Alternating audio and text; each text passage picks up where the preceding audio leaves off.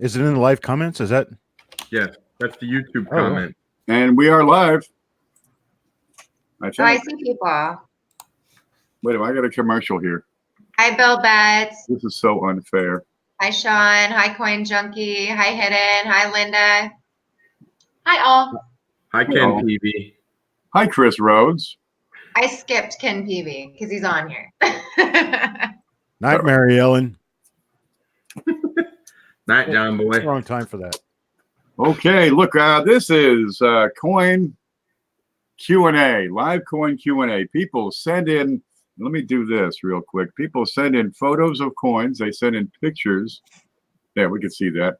And right there, this is the email address we use. It's checkmycoin@yahoo.com. All kinds of people are finding stuff out there in coin rolls. The Great American Coin Roll Hunt started a couple of months ago, where dealers across the nation put rare, old, valuable coins into circulation, stuff that'd be great to find. And you can find them left and right, and people are doing this. They also go through and look for die varieties. They look for errors. They look for things that are out of the ordinary. And they say, gee, that's funny. I think I should ask somebody about this, somebody who knows something about these coins. And this is the place, if you can see that okay. It's checkmycoin@yahoo.com. And we'll probably get that posted over in the chat here real quick. Let's see. Let's see if I can get this right.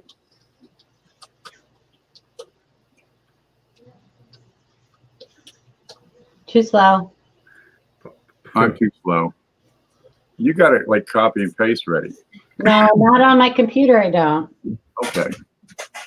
We'll work on that. Beth is here. This Fluffy. Okay. Now, we usually start out, we go around the room here, and everybody says hi. We do this thing on different channels each week because nobody gets paid, so at least we can get them some exposure. So why don't you take a moment, all you folks out there in YouTube land, and down below, you're going to have some links to most of these people's channels. And you can subscribe to them, hit their notification bell so that next week or whenever it comes along when they're hosting, oh, good, you can watch them there. Because we do get around. Now, today we've got Jessica over here, Penny Parent, but I don't have her. Yep, there she is. Stand up and let them see how cute you are. Yeah. I don't have her listed in the description. So I have listed the video channel directory, and, well, that's just as good as the real thing, I suppose. And you'll be able to find the Penny Parent in there. I think she's under T for the. She is. The Penny Parent, yeah. Yeah, I was going to change myself to be the Ken Peavey, but I'm thinking Mr. Ken Peavey would be a better way to go. Okay, let's do this. Let's see. How do I do this? Right there. There. Hi, everybody. I'm Ken. I'm what you call a hobby promoter. I like to talk about coin collecting, teach people about coin collecting, get people motivated, interested, and raising the bar across the board on the whole hobby. Right? Build that collection, make it a better collection. Go for older, more rare, more valuable coins, a wider selection of coins. Whatever it is you like to do more. That's all I got to say. Okay, next up we got, who do we got next? I've got Mantic Coins is over here next. Is Shay, you home? I'm here. How's it going, everybody? I'm Shay Hoffmaster. I have a Mantic Coins YouTube channel at manticcoins.com. And I do coin roll hunting and teach about half dollars and quarters and any other varieties that I can find, any coin denominations and their varieties. I like to teach and I like to find them. I'm a treasure hunter at heart. And so hope you guys, I know I haven't had a live stream in a while, but plan to do them soon in a bit of a different format. And I hope you guys join me. So there you go. Okay, applause. Next up, I've got Paula Bluhm on the screen. Give them around. Hi, I'm Paula Bluhm. You guys know me as Paula Bluhm. I have a YouTube channel, Paula Bluhm. I love errors and varieties. I like to teach about them, and I like to learn about them, and teaching is the easiest way for me to learn. I was doing a back to basics thing. I've taken kind of a break.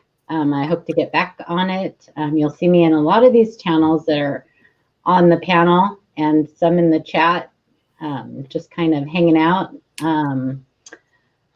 I want to get back to doing my series, and you'll see me poking around Facebook every once in a while, answering some questions, making some people mad, I guess. That's it.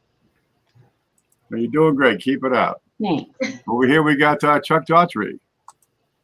Hi there, my name is Chuck Daughtrey. I'm the owner and creator of coppercoins.com. I've been doing Lincoln Cents for the better part of 40 years now. And I enjoy teaching about coins, but I also sell them. I have auctions coming up every Tuesday evening at the Copper Coins channel on YouTube. And I'm also working on a series of videos called Did You Know? And those videos, once published, you'll be able to go and watch all of them and learn a lot more about Lincoln Cents and about coins in general.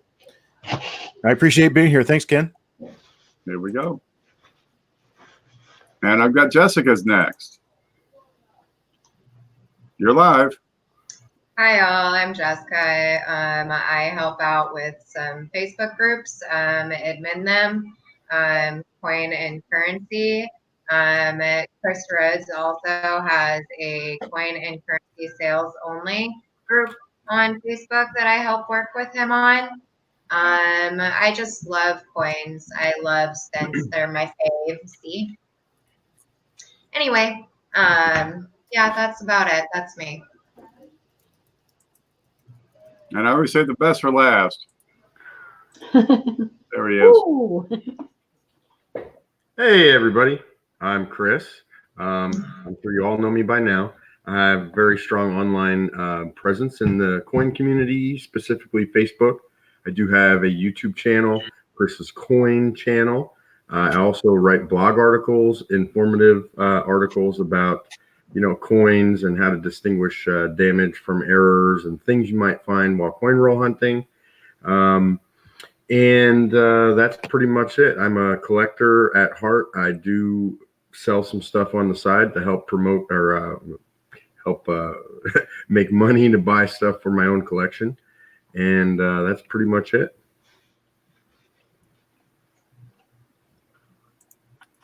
There you go. So what you got here is a pretty well-rounded group. We got some new people that have really shown their stuff. We got some old people, and let me say that right, some experienced people who really know their stuff.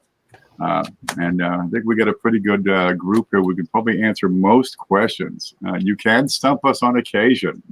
It is hard to precisely identify some coins with the photographs available. Look, we understand you're not photographic people, you're coin people, but do the best you can. Get your photograph upright. Try to get a clear, full obverse and reverse, because we can get a lot of information out of that, even though you don't know to tell us about it. So give us that so we can identify the coin, and then zoom in on that particular issue that you want to, that you have a question about. And by all means, ask a question, because otherwise we're scratching our heads thinking, okay, we got to see. Okay, but get your questions in with your photos, and we'll get to them as soon as we can. Now, Walter Burdecky's here. He says, nice group of knowledge. Yeah. All right, now, would you like to start off with a discussion subject, something to yak about, keep us busy, and it's just a roundtable discussion is what we do. It gives people time to get their coins in. Okay, what are some of the valuable, useful, or insightful lessons you have learned about the hobby that have helped you out the most over the years? Anybody want to tackle that one? I'll start. I can start. There you go.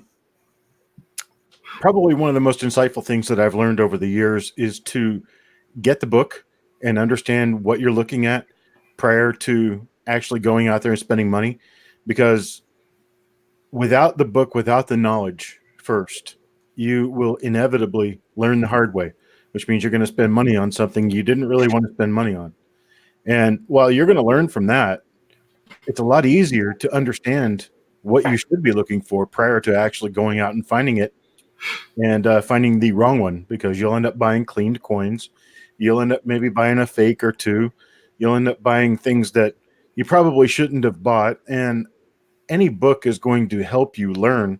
And there's a lot of them out there now, but any book is going to help you learn more than you had already known.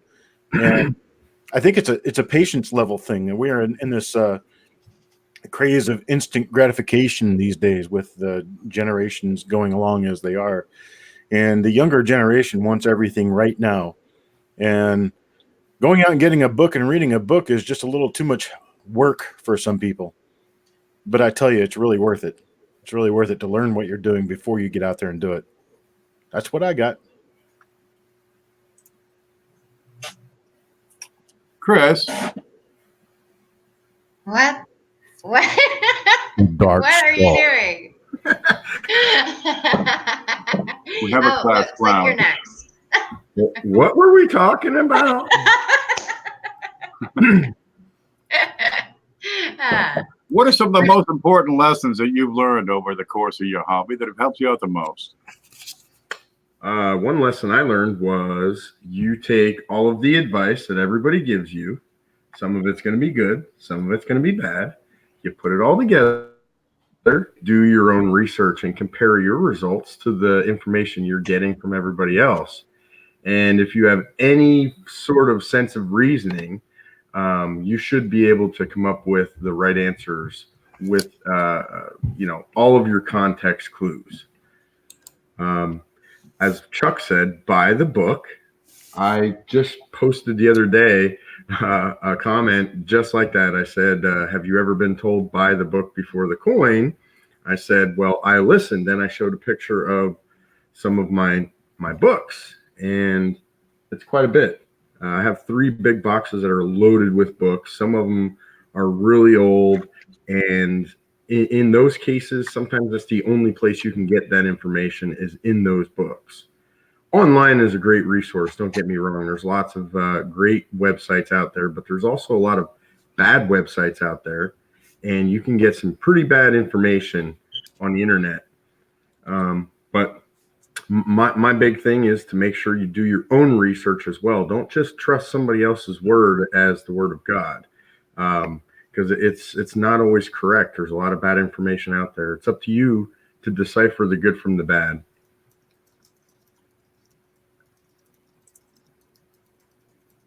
I'll go. Go right ahead.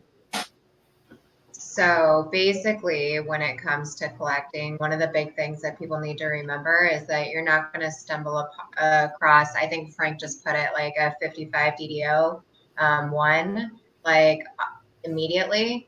Variety and errors take a lot of like skill and practice. And you really got to know what you're looking for. And going back to what Chuck said and Chris said, books, to familiarize yourself, go onto Copper Coins and look up like repunchment marks or double dies. Just familiarize yourself. Learn the difference between like machine doubling and actual doubling. So those are some insights that I have. I know that a lot of time beginners like enjoy thinking that they have something big when they don't. Or I think it's Ken Peavey's famous saying is, what is it? Expect or think it's, can't help me out here. You're like, Always assume it's damage. Yes, assume it's, thank you. Start with the assumption of damage until you can prove otherwise. Right. Assume it's damage until you can prove otherwise. And I think that that's like one of the biggest things that'll help people out if they come across with that perspective. So I'm done. Alrighty. I can go next. So my biggest thing, I agree with what everybody said, 100%. My biggest thing would be learn the minting process. You've heard me say it before. I'll say it 100 times over and over and over. Learn from start to finish how coins are minted. I think that will help you eliminate 99% of the coins that you find in pocket change that you think are genuine errors. And then, like you just said, I would I would learn the difference. If you're interested in varieties and double dyes, learn what isn't a double dye. Learn the different types of machine doubling. Learn about dye deterioration and what causes it. Everything like that, and have fun with it. You know, don't expect this hobby to make you rich overnight, because, or at all. But you know, you never know. You could get a few bucks. But the most important thing is, if you're not having fun with it, then maybe you should find a different hobby, because you're probably not going to learn. And listen to the people that know what they're talking about. Listen to the people on the. I'm not talking about me because I'm new, but everybody else on this panel. I'm not saying don't listen to me, but you know, listen, find out who knows what they're talking about, and pay attention to them, and don't be afraid to be wrong. They're talking about. That's all. Oh, I just heard my voice. I did that. Sorry. Yeah, I'm trying to be able to talk to people, so I'm using my phone. To hear it again? YouTube if you have that going. I guess it's time for me to get on my soapbox about something. Go, Shay. Go, Shay. Go, Shay. No soapbox. No soapbox. All right. Where have I heard that before? One of the biggest things, Chuck hit on this just a little bit, but you're going to go to shows, you're going to go to coin shops, you're going to go to all sorts of places where coins are.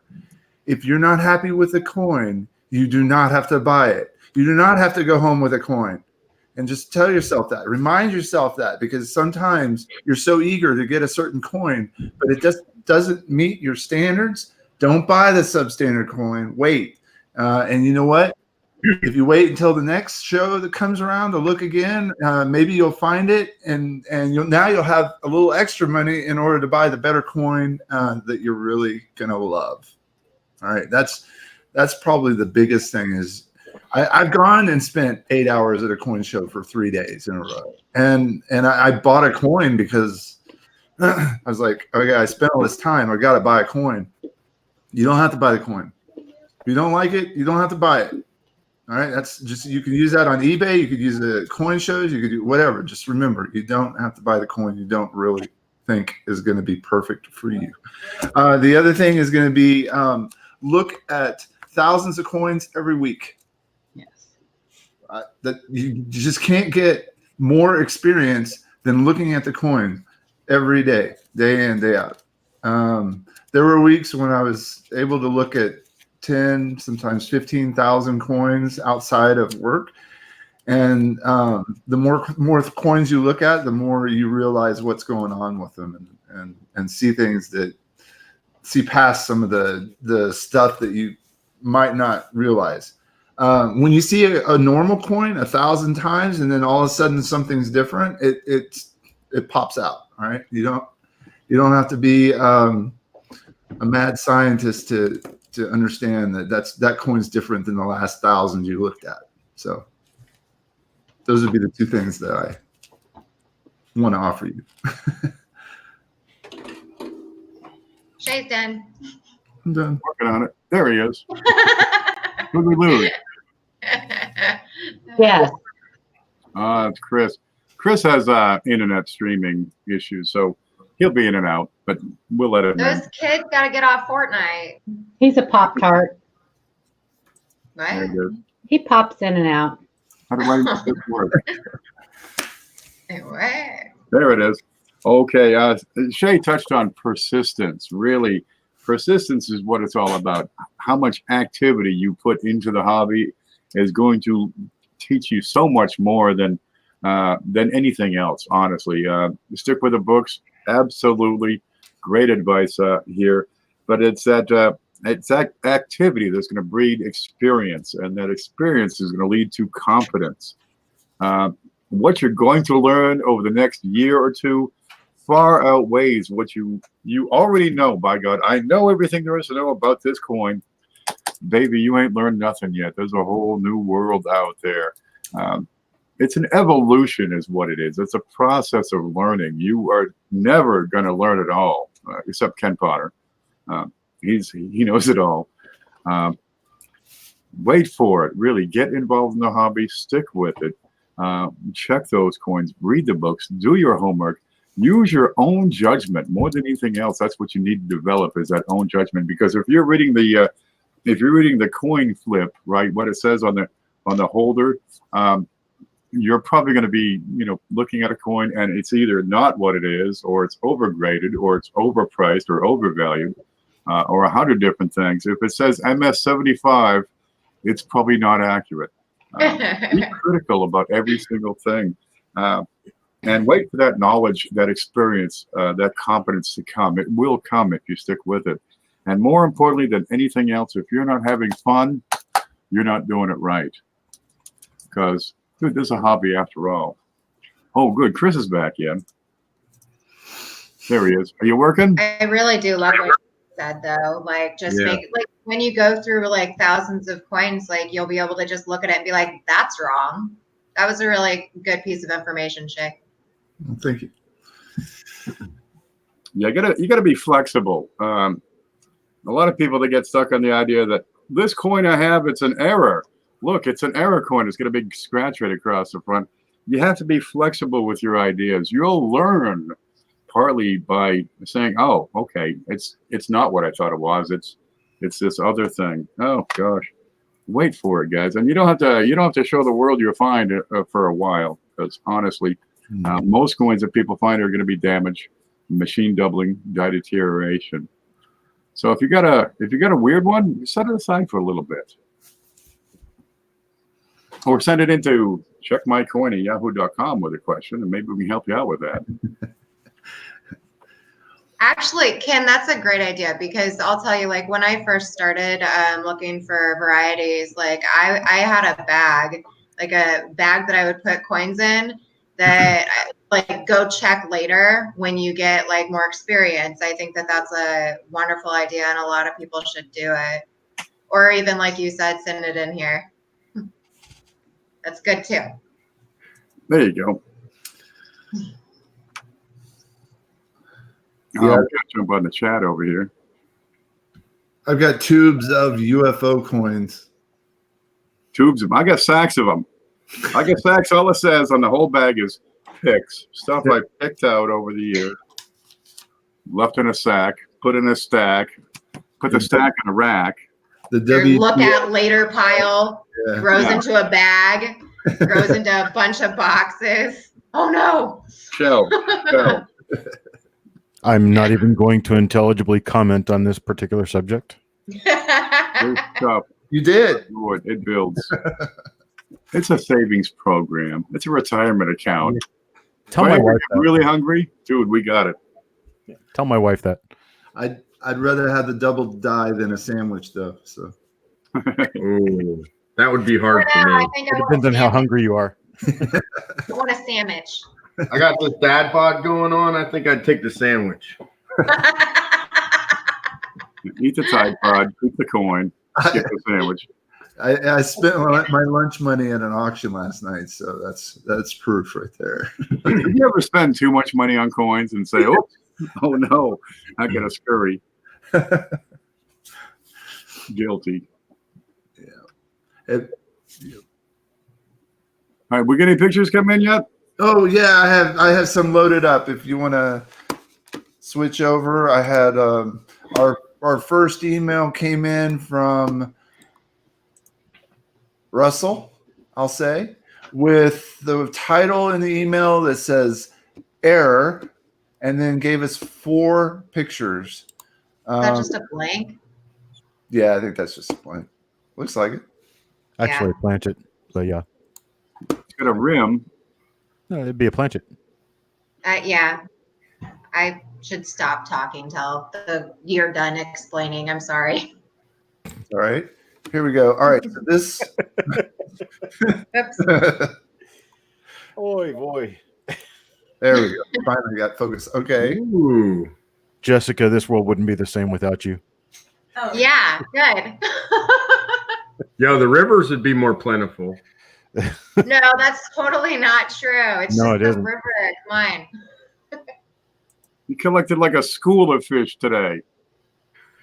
No, that was yesterday. I got 7. Today I got 3. It's like the I threw a bunch Holocaust for back. fish. Poor Shay. Let's let Shay present. There he is. Sorry, Shay. Hey Shay, will you toss back to the earlier coin? Sorry. Yes, I'll be right back. Isn't that awesome?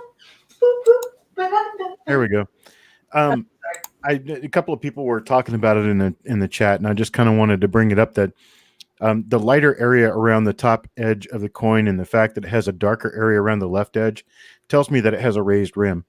And because this has a raised rim, it means it's been through the upset mill, which is a squeezing type mill that squeezes the edges of the planchet as it rolls through the mill.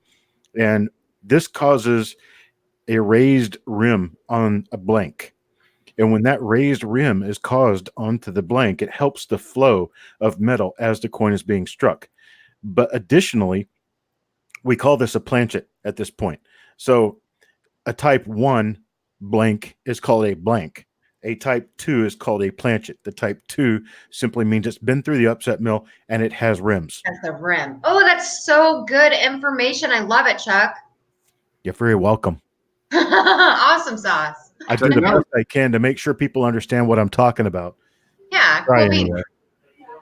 Okay, now we can go on to the nickel. The nickel's the cud. Now, is this not the same coin? No, it's not. No. And good folks, please. It is NICKEL. The word does not end in an LE. That looks like a cud. It's a cud over the date, and we have a mint mark on the obverse, which means that it's a 1968 or thereafter, correct? Yep. And there's also some rim cuds to the left of Liberty. That's what it looks like. I wish that thing was centered in that holder. That's really neat. Whose OCD I is like kicking that. in? Yeah. Paula's OCD is tweaking over here. I know. I would have loved to have had a picture of the reverse, though, so we could have showed them. She either needs to move your coin or take a pill. Probably both. This one looks like a one of those take your coin and rub it on concrete jobs. Mhm. Looks like a parking lot coin. Yeah. Actually, I would have to say that because this one doesn't have a lot of damage in the fields, it's probably just been slid across something like an abrasive, like sandpaper or something, something to that effect that was a relatively clean surface. Because if it were a parking lot coin or something to that effect, a street coin or whatever you want to call it, Yeah. it would have pock marks everywhere on it. And this one looks like it was taken off with a belt sander or something. Yep. Same thing here. Down. Mhm. Yep, same thing here. So the first two are good. Keep them. Second two, spend them. Yeah, pretty much. Key to knowing that one has been sanded or however they do it, grind it off, is that the rim is completely gone. There's no rim left on that coin. So Right, exactly. people might look at it and say, "Oh, it's a greaser," struck through grease. But there's no rim left on that. So. Greases tend to be uneven the way the grease is. It's not usually uniform. Something like this, it's a uniform reduction in the profile. Mhm. His chin and jaw are flat. The rim, of course, the rim and lettering is usually a little bit higher than the fields. Those are worn down. This judging from this one and the penny we saw earlier, these were done intentionally because we don't have all this gravel or asphalt damage. Mm-hmm. So this is intemperate youth or somebody with a lot of time on their hands and nothing to do.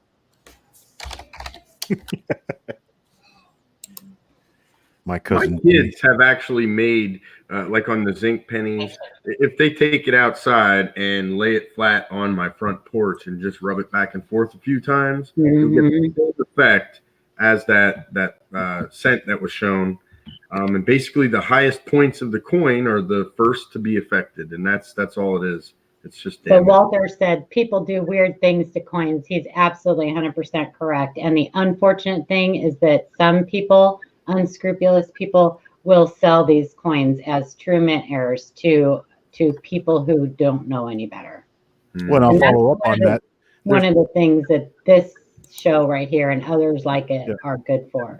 there's a lot of people who don't know any better who will sell these things thinking they are real errors. Right. And so you run into a bunch of people who are just as lacking in knowledge as the buyer, True.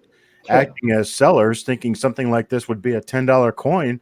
And if they think it's a $10 coin, well, your beginning collector is going to walk into a show and see that there's a dealer that paid for a table. They must know what they're talking about. I'll buy it for $10. Then both of them are basically on the wrong.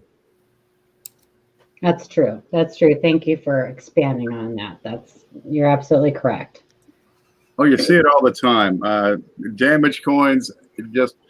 Here's this thing. It's a double die or whatever they're going to call it, or a double triple die, or what?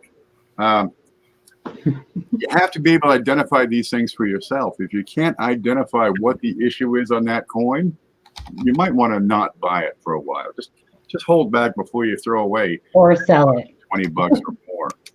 And sell it. Honestly, if you want to sell it, if you can't identify it, right off, this is clearly this particular coin because, and you have reasons to support your claim. If you just come out and say it must be a double die, then chances are have you got supporting evidence? It's that evidence that supports your claim that makes all the difference, and that comes with the experience that you're getting here. Frank what he just typed in the comments. Oh my God.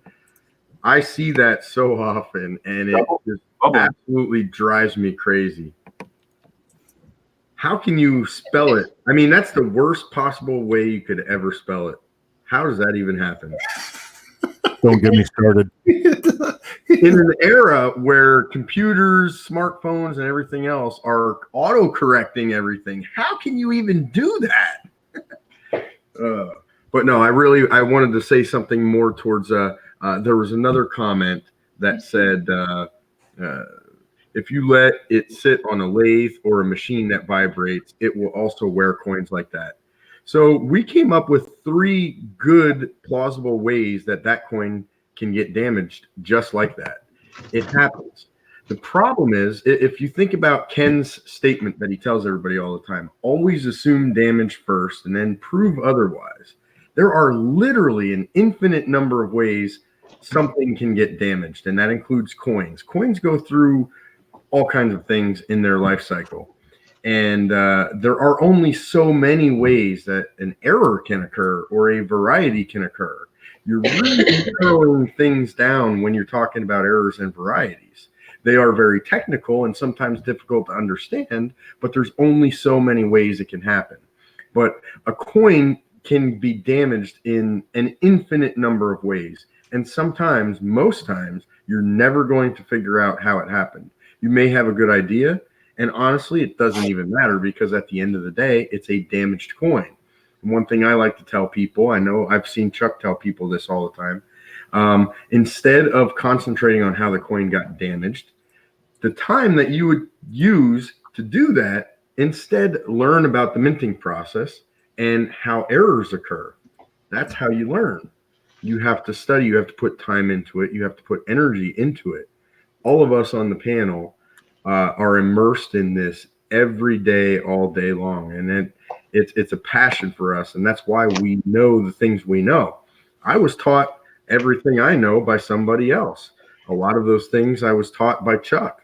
A lot of those things we kind of figured out as a group together, discussing things and brainstorming. There's a lot of knowledgeable people out there willing to share their information. So don't be afraid to listen, and don't be afraid to be wrong. And don't get offensive or defensive, when you are wrong. Learn from it. I've been wrong plenty of times. I've made lots of mistakes. And I still do. And it's part of human nature. But just remember, there are, plenty of resources out there to teach you about these things that we all collect. And I know we talk about errors and varieties all the time, and that's just the group of us that you have here. That's our thing. That's what we love. So that's why you hear about it all the time. There's so many other aspects to coins, such as rare key dates or high-grade coins, condition-sensitive coins, where a mid-grade coin has some value to it. There's so many different aspects. So that's all I have to say about that. Oh, I'd like to jump in real quick. Let's see. I got a screenshot somewhere here. There it is. This is can we see this right? Let me see. I've done lots. I can't see anything. The Yeah. error variety reference. Errorref.com, and I'm going to give you the link here in just a bit. It is an outstanding resource. It is ready with samples, with explanations. It's got them broken down into die subtypes, die varieties, die installation errors, die errors, planted errors, striking errors. Good Lord, there's more stuff in here you probably have never, ever heard of. The people who are putting this together include Mike Diamond, Fred Weinberg, John Sullivan, BJ Knapp, JC Stevens, Will Brooks, and Peter Lucas. And these guys are pros. They are experts in the field of errors in particular. You can type it in, whatever it is you want to type in. I got Art Deco. You know, is it a double die? Is it a rim clip? And I recommend reading that whole thing. Honestly, it's dull, not a whole lot of character, and the plot's kind of thin, but the information is vast and intense, and you're gonna love it. Now, let me give you that link here. Ken, I want to know why you were looking up Art Deco on Error Ref. Probably something to do with the peace dollar, I suspect. So here's what I recommend. Just put that in your browser as a shortcut, and then every morning just go load up that page and read a different page of it every day. All right. So we got another email there that I have on screen. This is from Andrew, and he sent in a question instead of a picture. So I went ahead and put it up here. Basically, he is asking, he wants to submit some coins that he has to get graded, and he's got to fill out the submission form. And there's a line that asks about the value of the coin. Let me move this up here so you can see it. There we go. All right. Why would they ask such a question? Does my determination of the value affect the price of grading? And how do I determine the true value when the grade has not yet been determined? And how does this work when many customers may have no clue or be uncertain of the value? How do I answer this question in general? So quite a few questions. So, I mean, if I were to take a stab at this, you can put the pricing is really for how much insurance, and also they charge you more if your value is like $5,000 or $10,000, or there's some different tiers of coin values where they want to limit the shipping to $100,000. So I don't think you're going to have to worry about that. I would say just do your best to figure out any value. You could use a red book. You could use Numis Media. You could ask your coin dealer that you talked about there for help. But pretty much it's just to determine the insurance amount you're going to pay when they ship your item back. Or you could go on to any of more than a dozen different Facebook groups with knowledgeable people and ask the question about the value of the coins in there. We see it all the time. We get them all the time. We answer them all the time. That's right. And I would trust what the panel here says more than I would trust most local coin dealers, simply because the local coin dealers don't really do a lot of study into the different errors and varieties on coins. They're too busy selling coins to really learn all that much about them. Funny thing about that. I've been buying a lot at shows, and there is one specific dealer who he is known as the variety guy at the shows. I've been teaching him. So this is a dealer who specializes in selling these things, and I'm teaching him about what he's selling. So that just shows you, that just shows you, like, and not to any fault of theirs, but the lack of knowledge with dealers, most dealers, when it comes to errors and varieties. They just don't know. They really don't. The big stuff, 1955 double die, everybody knows that one. When you start getting into the lesser known stuff, the more modern stuff, they don't know, and that's just the way it is. That's where And we that come can in. be that can be good for us cherry pickers. Oh, absolutely. I told you when Jeffrey Schumer and I went to the Bellingham Coin Show, there was one dealer who had a table there that was selling coins as varieties that they were not the varieties. He actually brought a couple coins over to us for Jeffrey and I to look at, and they weren't what he thought they were. So, but it does offer a great opportunity for people to cherry pick them. Now, if I can jump in for a bit, what you see on this show is a jurying process. We jury the coins that people send in over here to checkmycoin@yahoo.com. And we discuss them and we come up with theory and then shoot it down, or another theory, and we can't shoot it down, then that's the prevailing theory. It's a scientific method. What is this coin? How do you describe or explain the existence of these marks on this coin? And we start, is it damaged? Then if it's not damaged, or we suspect it's not, what is the process by which that coin could result from the minting process? And we have reason and logic to support these theories. And oftentimes, when you have a bunch of people that all agree on the same darn thing, even after shooting down several ideas, the final theory that holds is probably going to be the prevailing one that explains what that coin is. And it's that jurying process that makes it all possible. And all of these error coins that you see on Errorref, all of the die varieties, they've been argued about for years in some cases. Some of them, after a long time, they've been taken down. No, we just can't support the idea of the 1980 D over S. That didn't work. Okay, kill that one. It does happen, but many minds come together to determine all these. Hey, I'd like to answer Captain Jigga. First of all, he's asking more specifically about the value of that 79 Kennedy struck on the Susan B. Anthony planchet. I think that's actually a fairly valuable coin.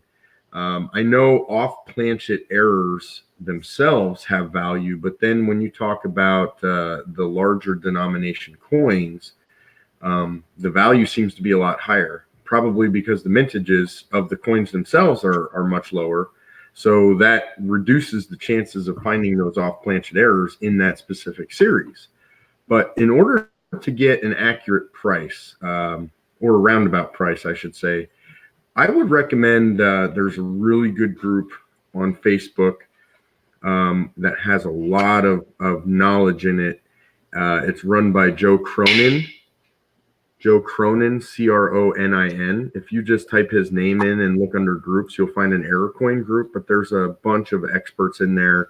Mike Diamond is actually very active in that group as well. And as you saw, he basically runs the Errorref website.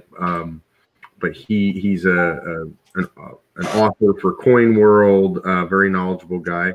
I would say if any chance of you getting an accurate value for that coin, that would be where I would go to get my information on that one. Of course, I'd search auction results to see if I could find, another one that sold. But it may be hard to do. I haven't dug into that one specifically. But yeah, that's where I would start. Hey guys, so I am sunburnt from fishing all day and super tired. It was great being on here, but I'm gonna jump off and see if Frank wants to get on so I can go to bed. See you, Jess. Hi, Jess. Thanks for Okay. coming. Good Yeah. night. Thanks for coming. Guys, later. Have a good one. Catch some fish. I will. Eat some fish. Don't drown. Always. Yep, Shay, can you put up that image from Andrew one more time? There's a couple of items I'd like to address on that. Oh, sure. Let me. Captain Jake, I wouldn't recommend videos because I'll be honest, when you post videos to Facebook, for some reason, a lot of people, including myself, just scroll right past them.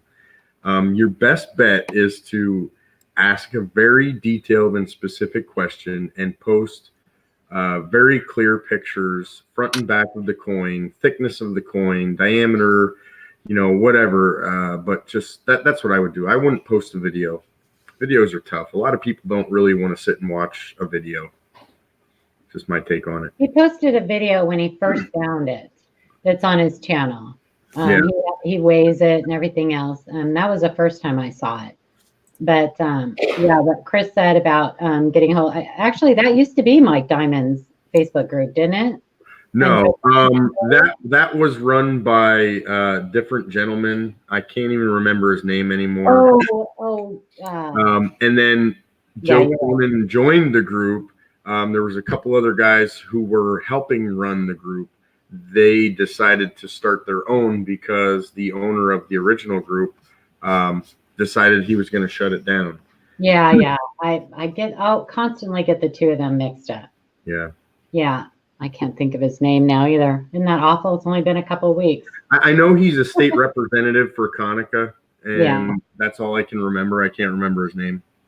But he decided to shut it down because people were posting, common pocket change that was damaged over and over and over again. And then he basically put it on himself to try to filter everything out of that group that he possibly could. And when you try to do that, it's too much work. It really is, because for every George Winters. What's that? George Winters.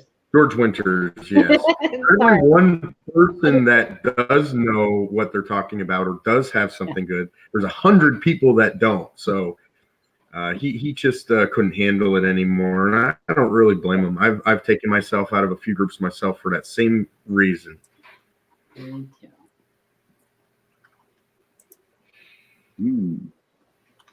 I have to say things when they come to my head, or in 2 minutes they're back out again. Yeah, I'm the same way. Stay in there. It happens. I take notes. Can I just say something real quick about this shield right here? Yeah. This is fantastic. This was actually 3D printed by CJ's Coins and Crafts. He was in the chat. I don't know if he is anymore. This is the small version. He makes a larger version. I think these are like $2 and $3. And they hold that coat of arms, that Great Britain coin set. There's 6. And I actually have a bigger one. I'll get it in a minute. But the coins, when you put all 6 of the coins together, they form the coat of arms, the Great Britain shield. And these are fantastic. Hey, man, props to you, CJ. That is really cool. Little plug there for you, CJ. Actually, I love them. So I've talked about them a few times now. I'm like very excited about these. What are you doing? He's here. He's here. So get over to CJ's Coins and Crafts. Yeah, Shay's got one too. I have one that's partially filled. Let me go get it. I've got the big one. Now I just need to find my couple of sets that I got to put in these. Hey, CJ, feel free to sell that kind of stuff on the sales group. I mean, anything numismatic. Whoop. On the group. That's okay. Chris, Hi. CJ, you can sell that stuff on the group. I was just about to say, no, he's out. I'm selling for $18 a piece. Hey, supply and demand. $18.95. Get yours now for $18.95 plus tax. Visit mypillow.com. The best pillow you'll ever have. Only 3 easy payments of $19.99.99. There's more. If you order now, you get 2. Oh. 2. Chef, you get that Andrew's query? He was asking about those. There it is. Okay. What was the questions I had? Why would they ask such a question? That goes to insurance and billing. Does my determination on the value affect the price of grading? Yes. And then we get into it. How do I determine the true value when the grade has not yet been determined? This comes down to the homework you put into the coin. If you're going to be sending coins off for certification, you really need to do the homework ahead of time before you send it in, because otherwise, how do you know if it's worth sending in, right? Jesus, is it a common MS65, or is your coin better than that? If you're not sure what the grade is, honestly, you might be throwing your money away when you're sending coins in for certification. A lot of people have the general rule of, if it's not worth $200 at least, it's probably not going to be worth submitting for certification. You can think of slabbing a coin as an advanced level numismatic skill, because you really have to know your stuff if you want to come out ahead when you send coins into to a third-party grader. You should have a very good idea of the grade of the coin, of the value of the coin, of what it costs you to slab that coin, plus ship it, plus insure it, plus pay the membership fees, and what you can expect, a general range when you go to market the coin, and if you're going to market it or just hold on to it, because people have different reasons to slab them anyway. So it comes down to the homework and study before you send it in. That's where the value is found and determined. Well, that's what I have on that. Yeah, I'd like to add a little bit to that as well. I'm trying to hit the like button, but I'm so terrible on mobile. Anyway, I can be numismatist. Maybe I'm wrong, but that's what I consider myself.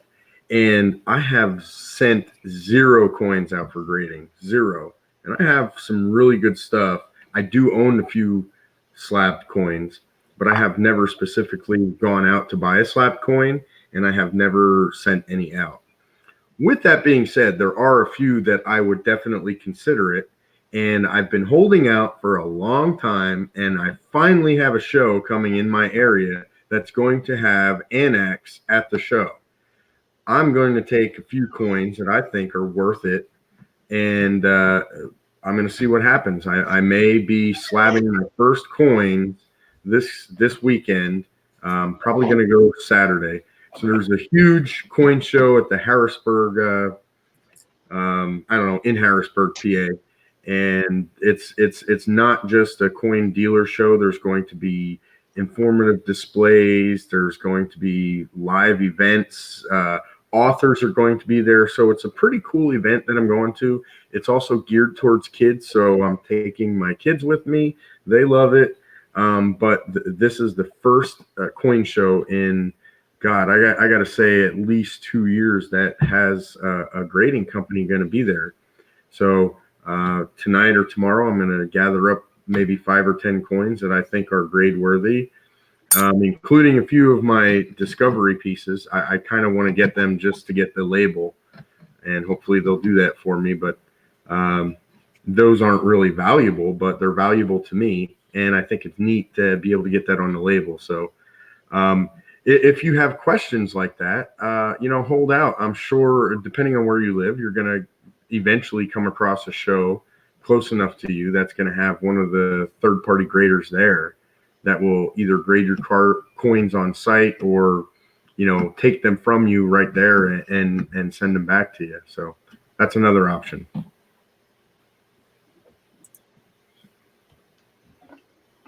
Well, you got the big one? I do.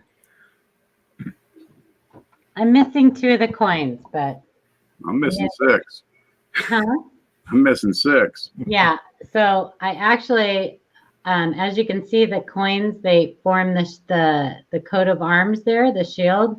They're very cool. I'm gonna try to get some BU coins to put in this. But these are they're fantastic, and they hold the coins really, really well. So if you love that, those coins and love that design, I mean, CJ, $2 or $3, but I think it's $3 for the big one and $2 for the small one, CJ.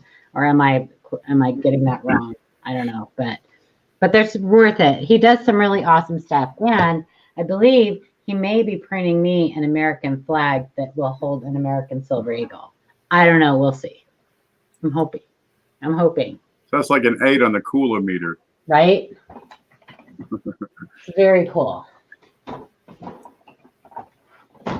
Very cool. I've got to use the restroom for just a moment. I'm going to put on Mantic. Because I think we have some more mail in there. All right. So I hope everything comes out all right, Ken. Me Oh, too. well, Riser asked in chat to the panel, does anyone have a good reference recommendation for Cobbs and Reals?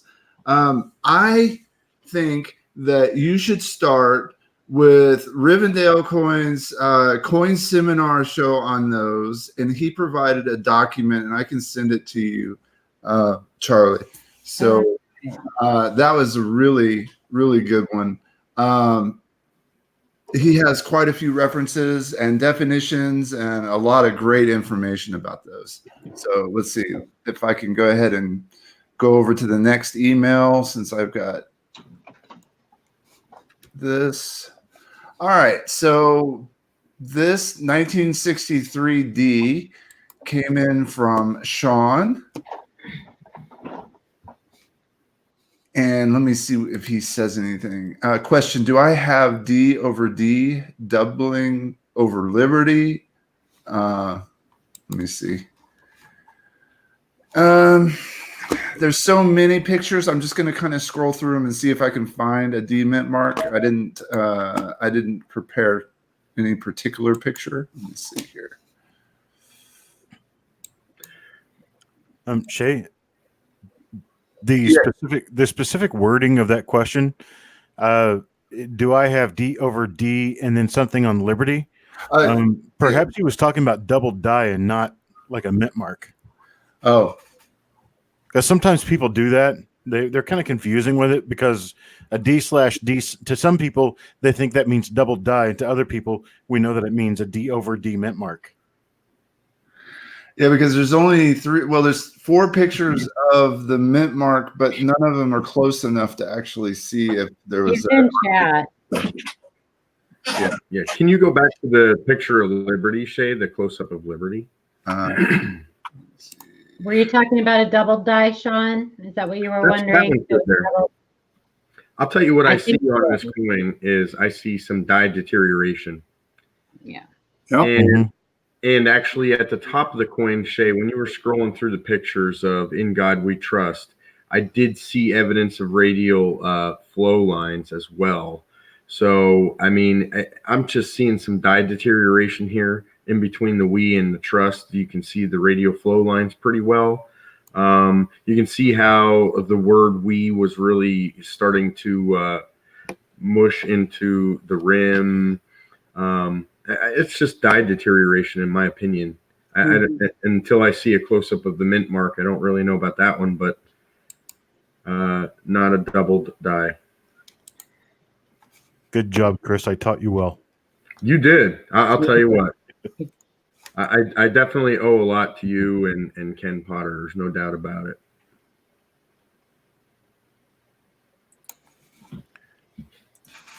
I'm not really going to add anything because everything's already been said. Mm-hmm. And see, folks, this is what happens when you listen. David Gilbart, very likely we'll be able to get to it today.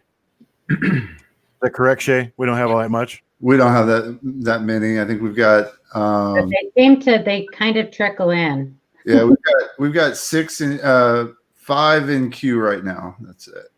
All right. Chuck, I have a question for you. What's up, Chris? I was taught by guys like you and Ken. Who taught you? Most of my learning came from some of the earlier books that were published because back in those days we didn't have the internet, and actually putting coins in envelopes and sending them off to James Wiles and John Wexler and John Bordner, people like that, Brian Rybar, Ken Potter, Lonesome John. There's been a few other people in the past that I've sent coins to or spoken with at shows or something to that effect to learn more. I took a whole notebook full of stuff one time to Alan Herbert at one of the major shows and sat down with him for about 2 hours and asked him questions, and he answered them. I took notes on it. And this was all before the internet. And then when the internet did come out and I started digging around on the internet to look for all the information on coins, I found out there really wasn't all that much. And back in those days, finding a website that really dealt with cataloging die varieties on coins or talking about errors was a very rare thing. And so that's what prompted me to start Copper Coins in '99. Was 97. I got my first computer and went on the internet, looked around, couldn't find anything. So in '99, I learned how to do code and programming and started working on it myself. Sean, I posted a link in chat that will kind of explain dye deterioration for you. There's several other places you can look. Wexler's has a description about it. I think link. I don't know, but start with that. That's error ref. Dye deterioration and machine doubling or mechanical doubling are the two things that people who are just starting out often confuse as double dyes, as true double dyes, and it's a little difficult to get your head around, and it takes some time and some study, but you'll get it. You know, one place that I used to go all the time to help myself determine the difference. Ken Potter has a little. I guess he did blogs and stuff as well, but I've always gone to Google and typed in the term "other forms of doubling" because I can't remember how else to get to that specific article of his. But if you type that in, "other forms of doubling," and look up, it's going to be under Coin Pro, starting with a K. That tripod, Ken Pod, or something like that. He has a very informative article with pictures of the different types of non-valuable doubling, mechanical doubling, dye deterioration doubling, ejection doubling. There's a bunch of stuff out there that is just kind of like the natural effect of things when parts wear out in the machinery. And it's not really collectible because it's common. He also then goes into the true forms of doubling, but that's what I always used to go to until I finally got it, you know. And I used every time I had a question if this was a specific type of doubling, push doubling. That's another good one. Yeah, that's it. If you go to that website right there, that article he has is very informative, and it just shows pictures. Who doesn't like looking at pictures? Yeah. That Lincoln Cent resource, or Lincoln Sense online, also has some good pictures and some good information on the different types of doubling. I just love looking at that shield. And I put up the link to Ken Potter's site, coinpro.tripod.com. He's got a listing of articles in there, and I would recommend that reading for anybody who really wants to get involved in understanding and learning more. Yeah. Dude, it's a wealth of information out there. I pasted the URL to the specific page that Chris was talking about on Ken Potter's website, but because I'm not a moderator, it didn't turn into a link. Oh. But you can see my comment there. It's other forms of doubling.htm on his website. Yep, that's the resource I always went to. Sean's starting out right, though. He got himself Herbert's books. So my favorite error book. I think he said he was, last time I read a couple days ago, he was on page 40. So he's digging deep into it. Whose book is this? Alan Herbert. Oh, okay.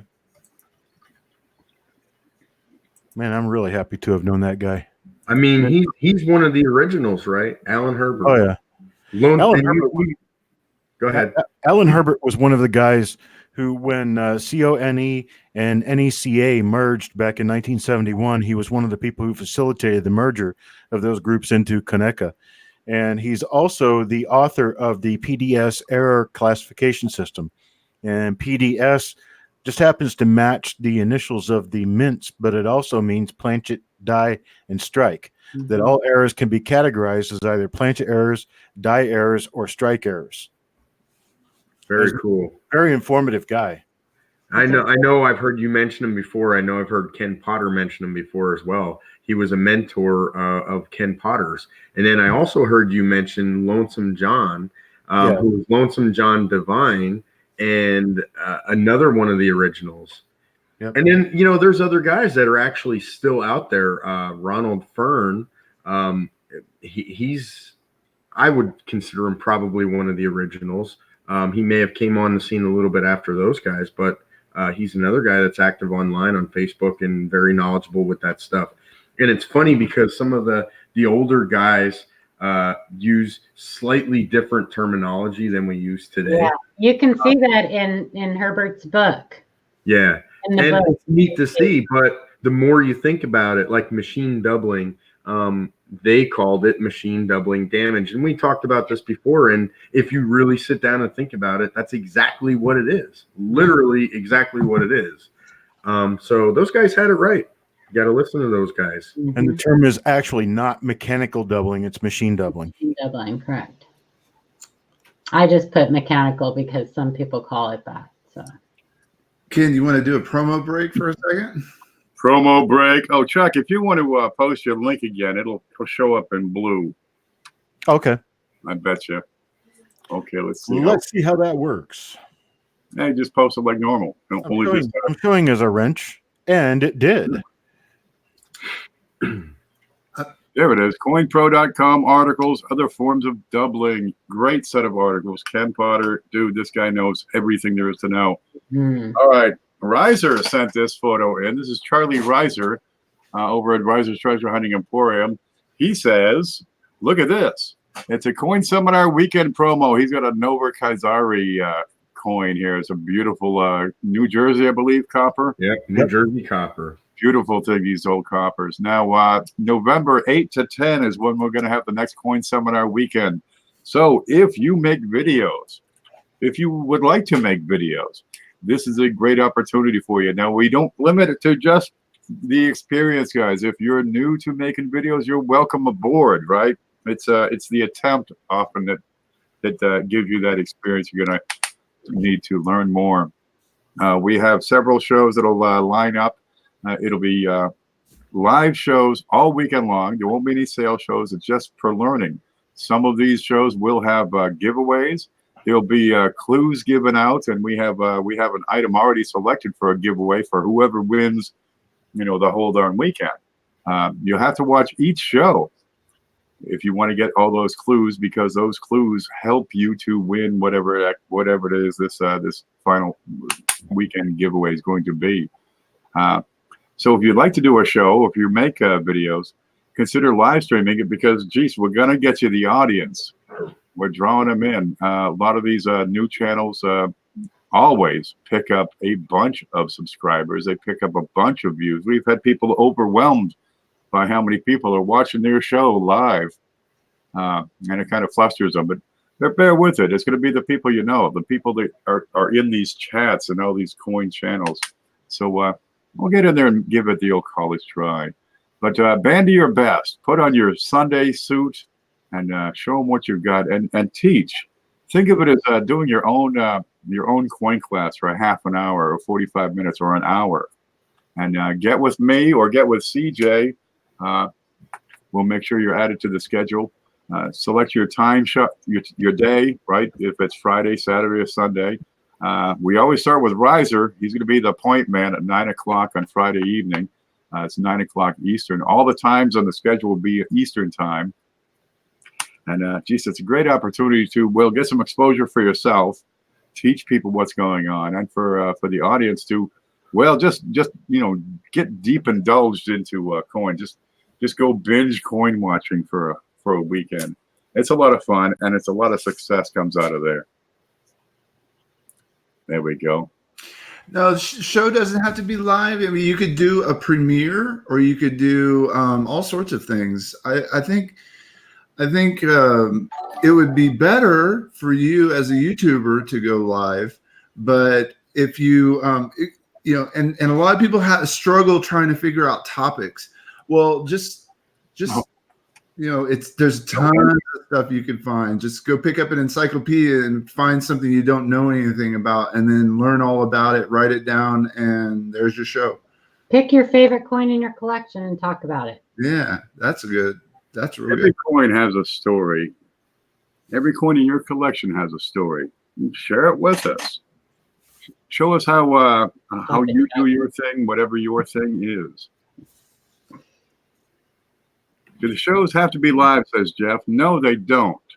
But live shows will probably get more views, but I will list you on the schedule if you have a recorded show. It's not a problem. Whatever's going to make it work, baby.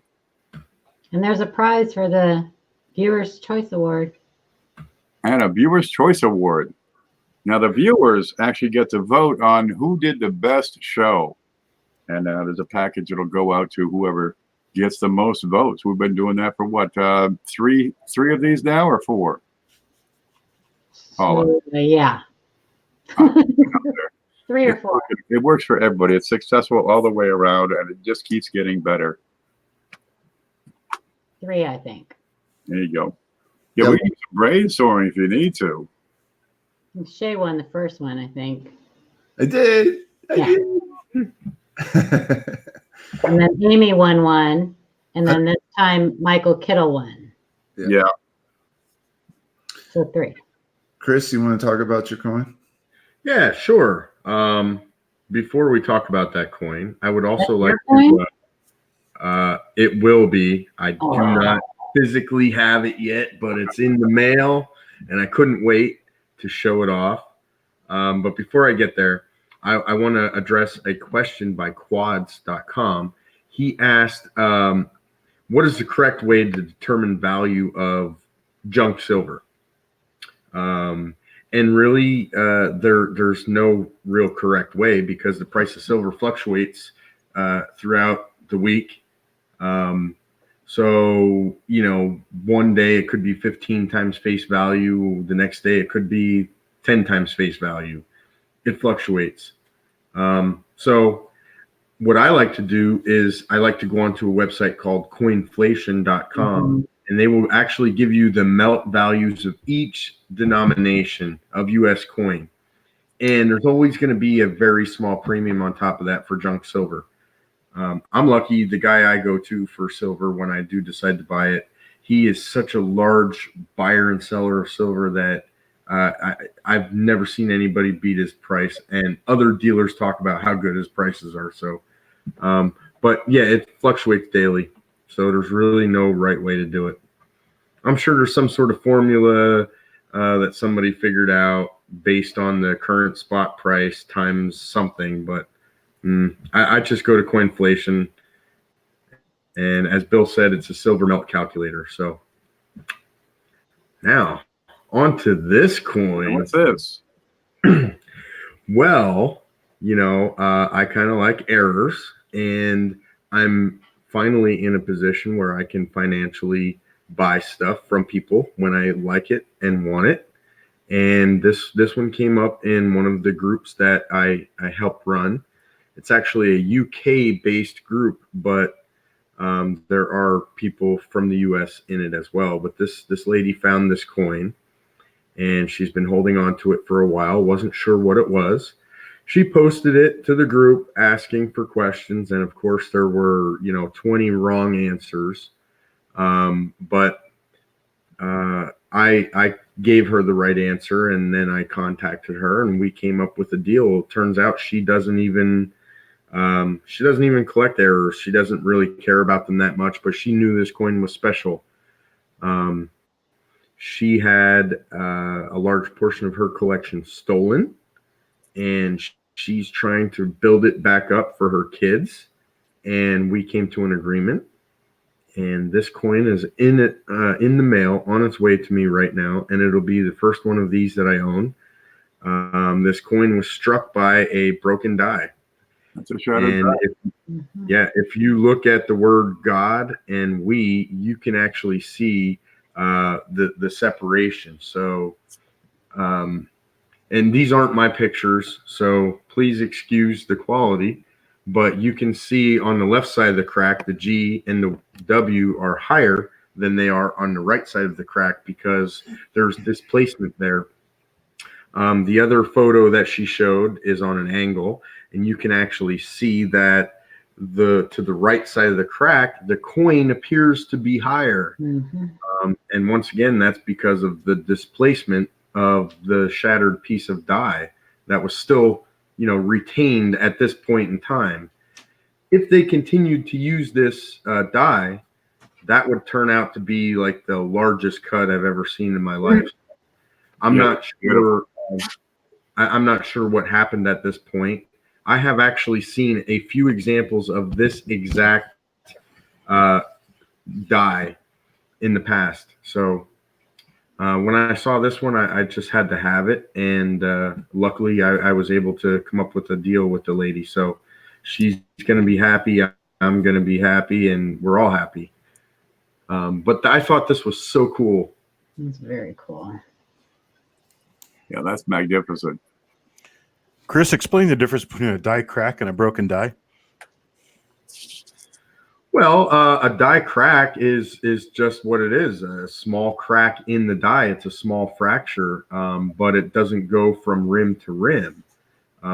It'll usually be radial, coming from the center towards the exterior of the design, but not always. It's usually in high pressure areas. The one I like to go back to is the Lincoln Memorial reverse. You're going to see them at sometimes all four corners of the reverse or of the memorial. But a broken die, in this case, you can see the crack extends from one part of the rim all the way around to another.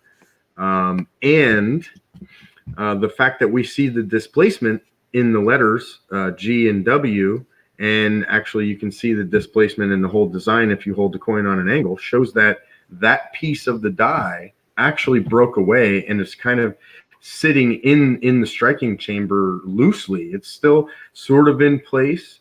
And to me, it's just amazing that these are still able to strike coins. But eventually that's just going to fall away. Or somebody's going to see it and they're going to stop the presses and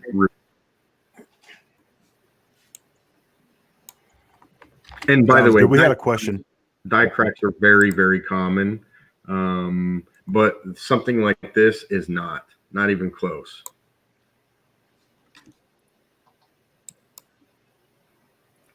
What's the question? No, we had a question to that effect, which is why I asked it for. No one's actually attributed on cuts on coins.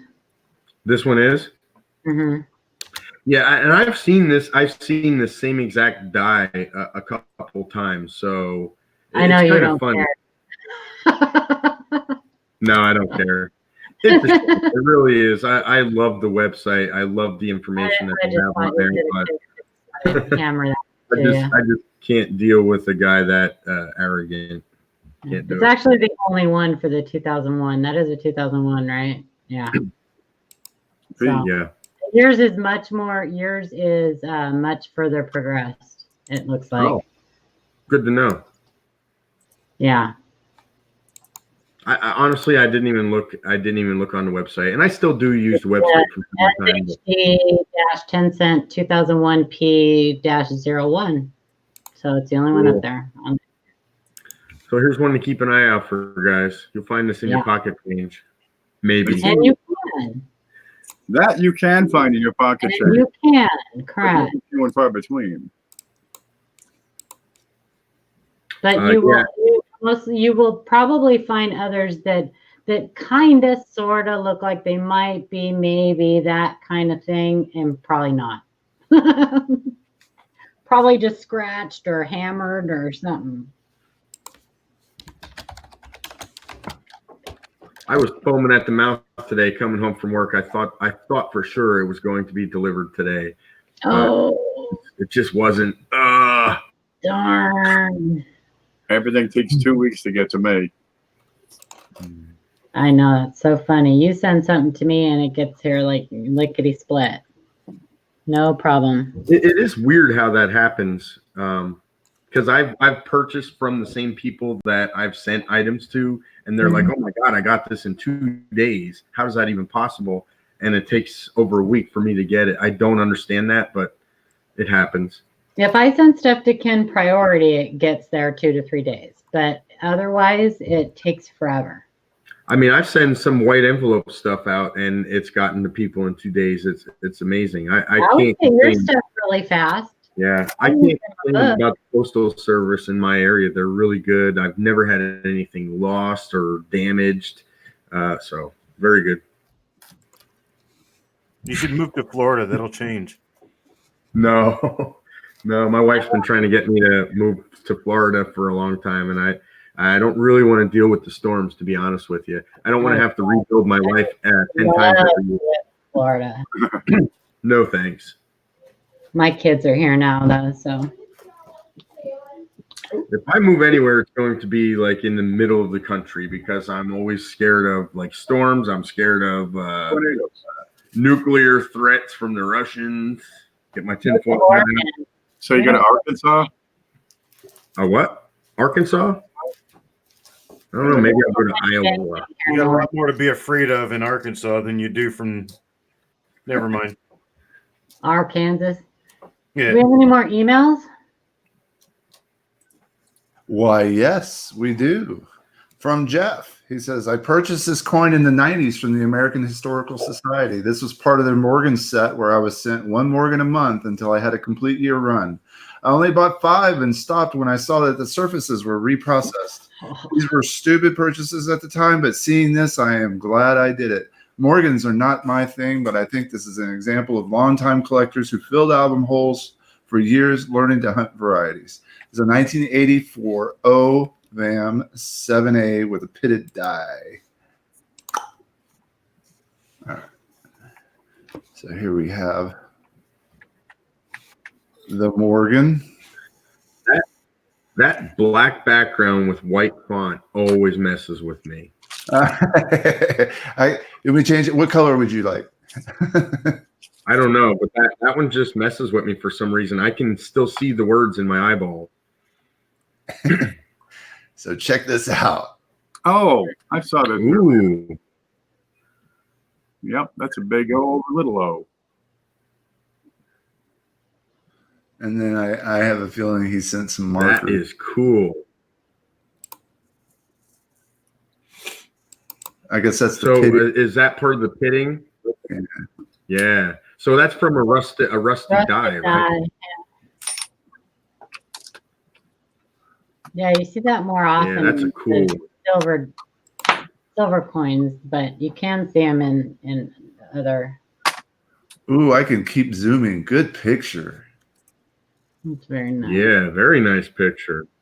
Mm-hmm. Look at this. This is like watching porn. You got Sin Delicious. Her eyeballs are checking it out. Jeff Stanley saying, yes.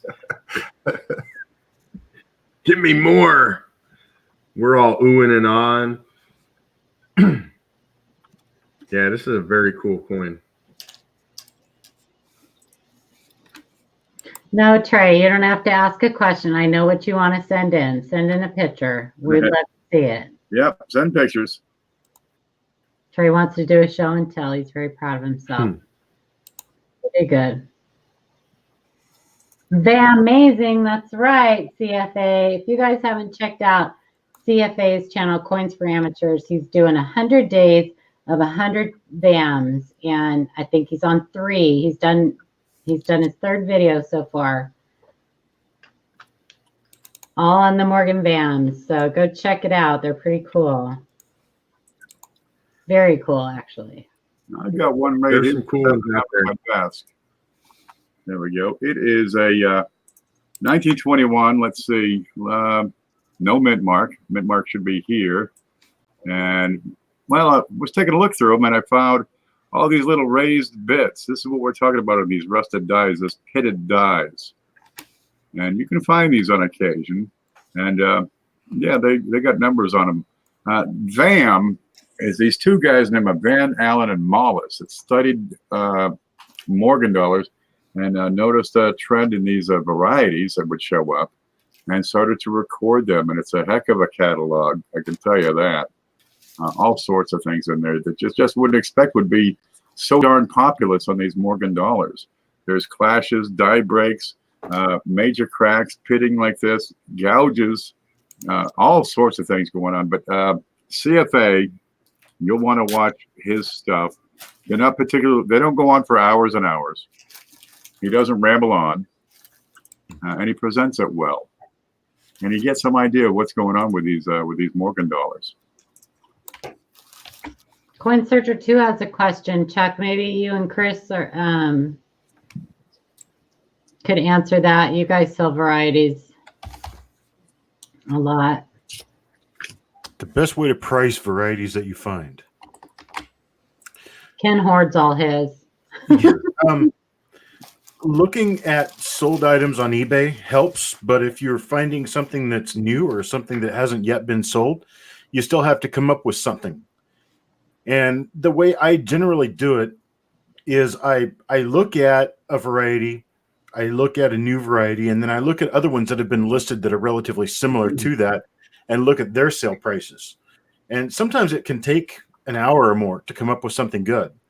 If I don't find anything at all, and I'm just really out there on my own, I will put values, price values for a coin that are commensurate to what I believe I would pay for the coin if someone were to offer it to me for sale. And then I work the values for different grades based on it. It's kind of a in the head algorithm type thing that I use that most people aren't going to pay you very much for a low grade dye variety. So my lower grades go way down in values, but I start around AU-ish and start going up from there. And once you get up to like MS 65, 66, 67, people aren't going to pay multiples of values because you've got a higher grade. So you really kind of, it's a bell curve type thing that I use. In the lower grades, your amount that you add for a dye variety is very low.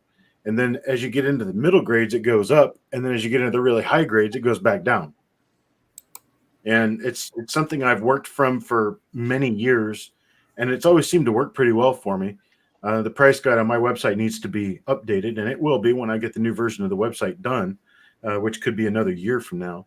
But that's kind of my response. And it's not a very good response. It's not going to give you a whole lot of specific information to work from. But every single one of these is a little bit different from the other. And it's a matter of just trying to find what works.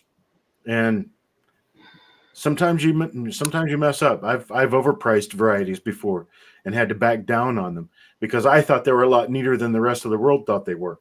And then there was other ones where I was way off on the low side. And so, I mean, I'm not perfect any more than anyone else is, but in using all the experience that I've had buying and selling these things, I think I get a little closer now than I used to anyway. That's what I got on that. Chris?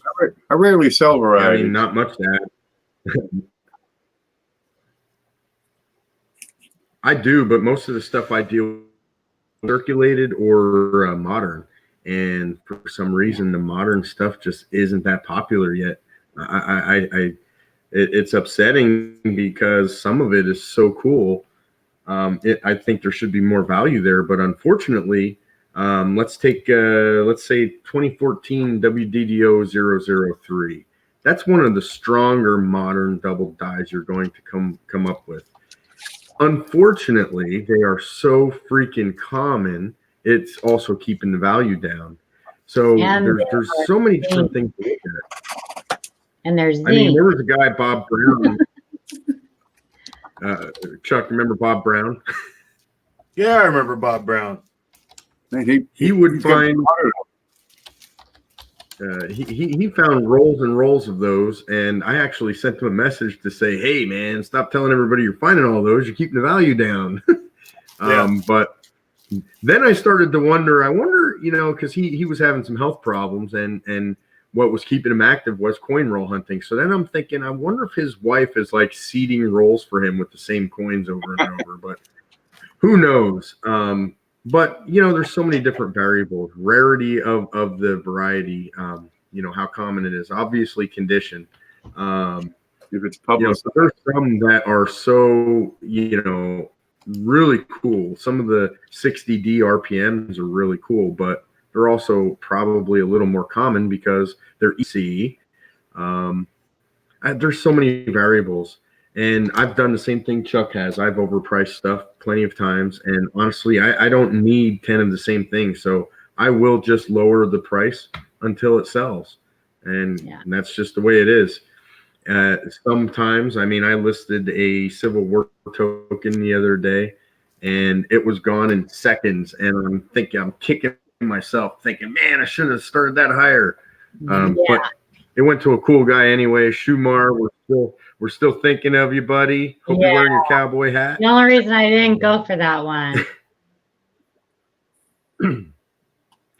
And and as Shay just typed there, they are, for me, I'm the same way. It's hard for me to get rid of them. I don't need duplicates, but I'm never going to sell one that I only have one of. It's just not me. I'm a collector. First and foremost, I'm a collector.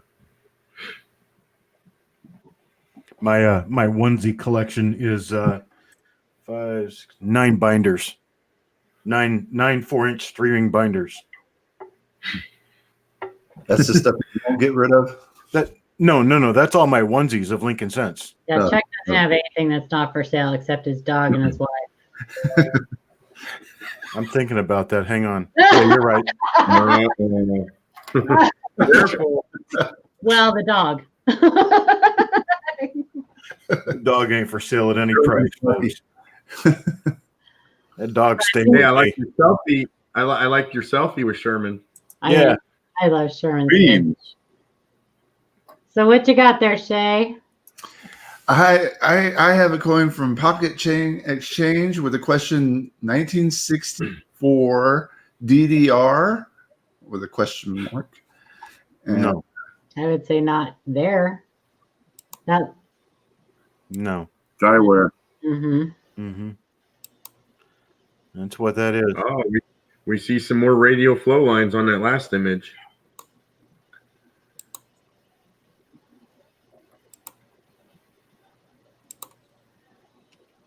You see how it's all from the center of the coin out straight to the rim at all direction? If you're looking at the top, if you're looking at the bottom of the coin, if it's a doubled die, the point of the A should be the same distance from the point of the N in cent. And any doubling should also be the same distance because it's the die that would be doubling it. And when you have doubling that's radial, so it's the outside of the T and the outside of the N on the other side of the coin, that would be impossible to make that with a die. Well, there is a particular type that does do that, isn't there? But anyway, that's not this one. Yeah, there is distorted hub doubling, but that's a different issue. This is classic die deterioration. I need an intermission. I'll be right back. Diaper change. Shush. But whose? all right. So the next one, let's see. Can someone post the? Oh, there it is. Good job, Shay. So the next one comes from Walter. What causes this error and what is the proper name for it? I was hoping to have this ready for you, but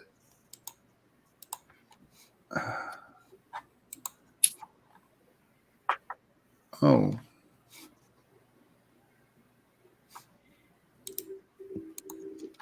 Wait for it. Well, I did poorly. The suspense is killing me. Meanwhile, I'm burning these white letters into my retinas. I was supposed to have that ready. Yep. Look, Don't forget to like this video and subscribe to this channel. I'll just stare at the duck up in the top right corner. Here we go. Technical difficulties. Please stand by. There we go. I stare over here at a white wall. I can see the letters in dark. Okay, I got it together over here. And what causes this error? The guy doesn't know how to flip the little switches that turn the emails on and off. That's what causes this error. RIP. Oh, RIB. What is that? It's A die gouge? Die gouge to me. Looks like a gouge.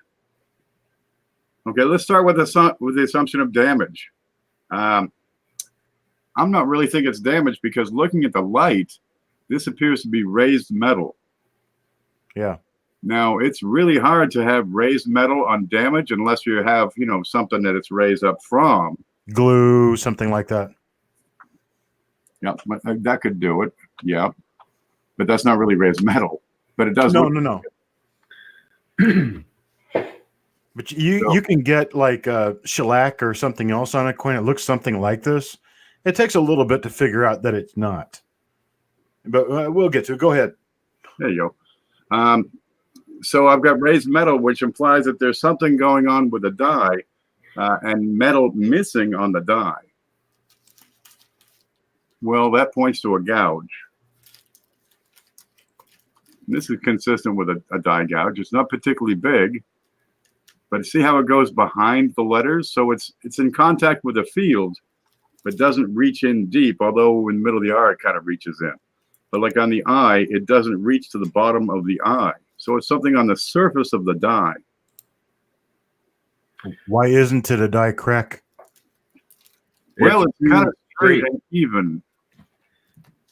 Cracks tend to vary, and they tend to expand as well. When you have a crack, the metal goes in kind of straight. And this has these long slips. If you look between R and I, that bright area suggests the slope up to the highest point is far more gradual. I always tell people that the die crack is going to kind of look like a lightning bolt. It's going to be real jagged, like something's broken. It's not going to be a straight line like this is. So I'm good with gouge on this one as well. Although I do think it's kind of heavy. It's kind of a pretty heavy gouge. It is deep. Yeah, it seems to go to the bottom of the R, but not the U, not the I, not the B. It peters out by the time it gets to the B. Yeah, I just don't think of anything else it could possibly be. Being raised on the coin. So it looks like you got a little die gouge there. Kind of a neat one, really. Yep. All right, I've got the next one ready to go. The next one comes from JC Will. Frank, you and that fractal word. Cractal. Fractal, yeah. Cool. And JC Will says, talk about errors and varieties. 1972 Type 3 with curved clip. Let's talk about errors for a little while. And let's talk about NGC's grading and their holders. I think their holders are absolutely poor for doing errors because that holder specifically covers that error and it makes it almost invisible. And I would prefer that they go back to the holders that don't have the stupid prongs. Thank you. How do you really feel, Chuck? Nice. Yeah, they did. They sure did. They covered it. Put it in crooked. Half of them are sideways anyway. Yeah, exactly. They put most of them in crooked and they put that one in straight and hide the error. Fall out. You're missing the prong. There you go. See how the rim kind of comes to a taper? Exactly. Right there. That's perfect. Yep. The other thing I always watch for is look at the bottom of the O in 1. There's a lot of weakness there. That shows you that there wasn't really enough metal to fill everything in when the coin was struck, including the design features near the clip. Hi, Amber. There's Amber. Miss Amber. Yeah, I think another reason for that is because the area where the clip is expands under the pressure when the dies strike the coin. So that also takes away from the strength of the designs in that area. It allows the coin to expand a little bit because it's not in contact with the collar.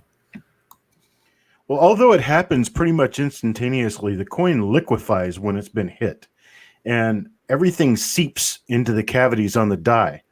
But if there's not enough metal there to completely seep into those categories and strike up all the way, then you lose some of that detail very close to the clip.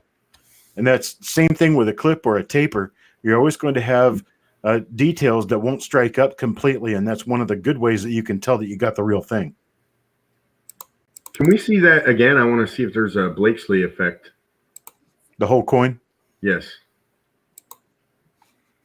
Oh. Mm, Ooh. Yep. A little bit. Yeah. Yeah, maybe. But under the other prong, Yeah. Yeah. Well, actually, you have to look just as the cursor was there. It's right there exactly. Yeah. Yep. You can see a little weakness in the rim right there. see, what you're getting here are the diagnostics that support the idea that this is a curved clip. Everything's in place. All the evidence is here. I mean, because you could take a pair of snippers or a wheel grinder or a number of different things and come up with something that looks close, but you're not going to be able to reproduce this. Not if you know the details of what you're looking for. Frank.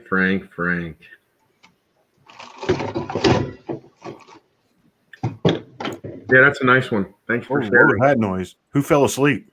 Whoops. Whoops.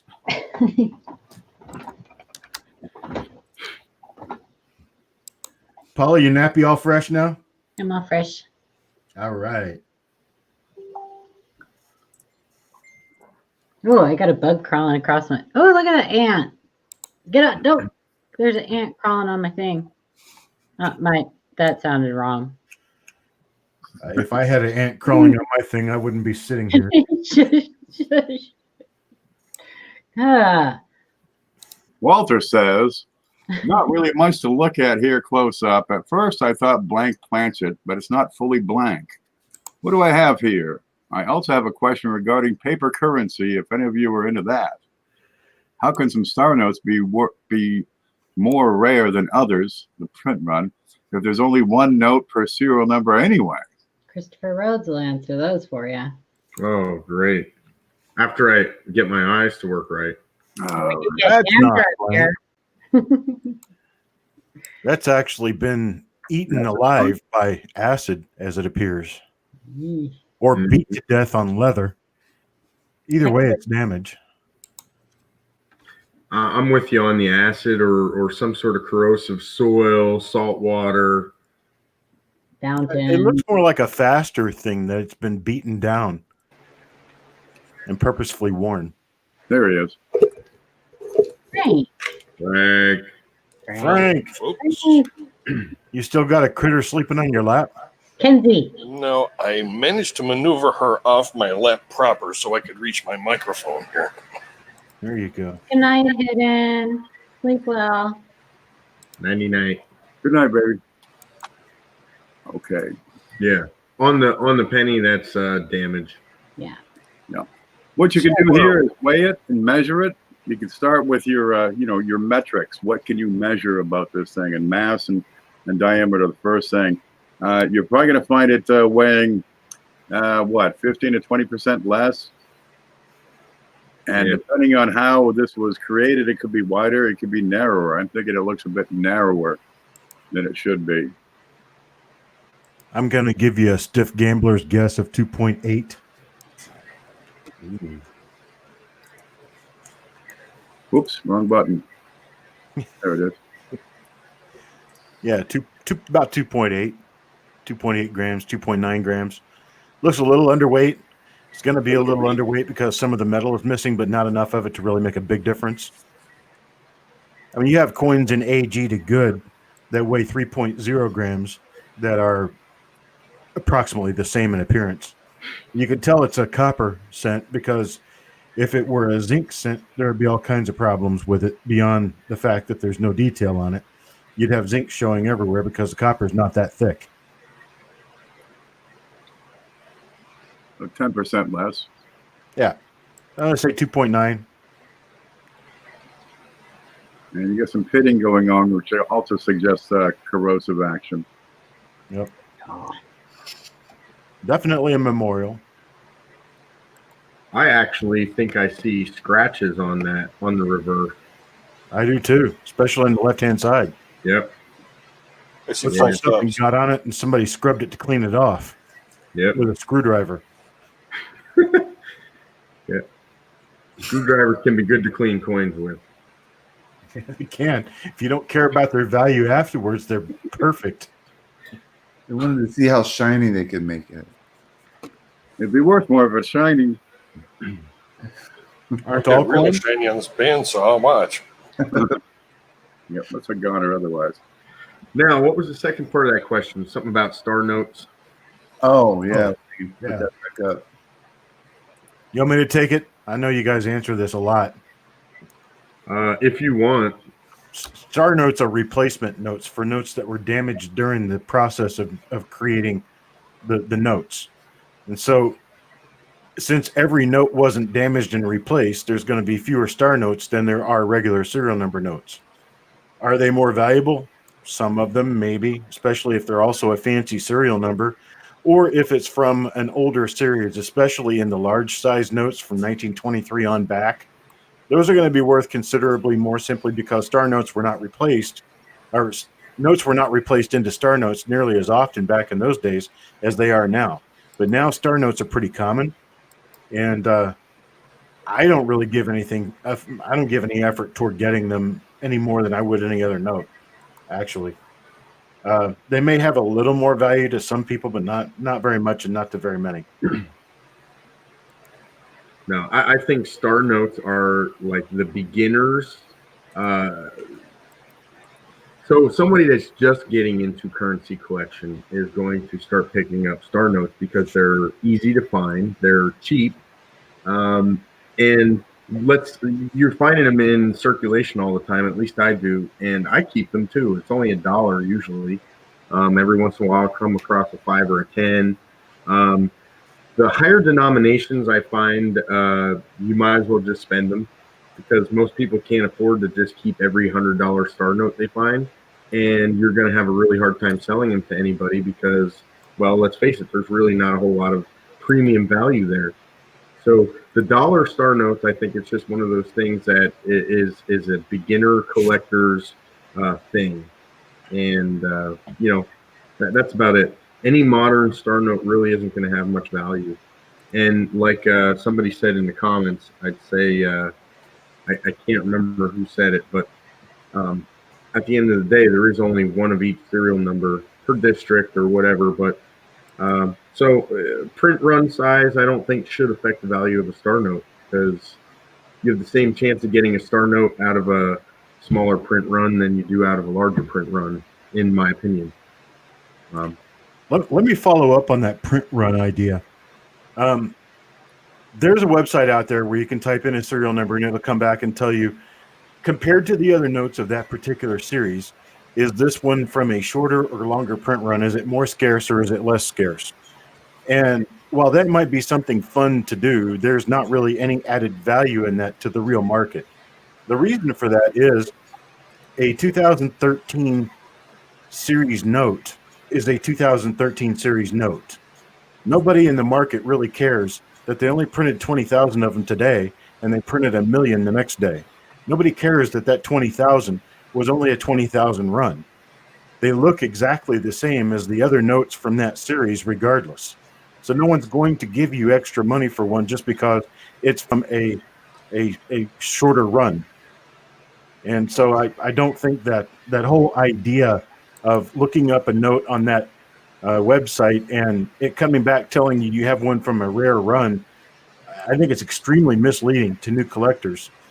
Most people really don't care about them at all, and the ones who do aren't going to give you really good money for them. End of rant. Okay.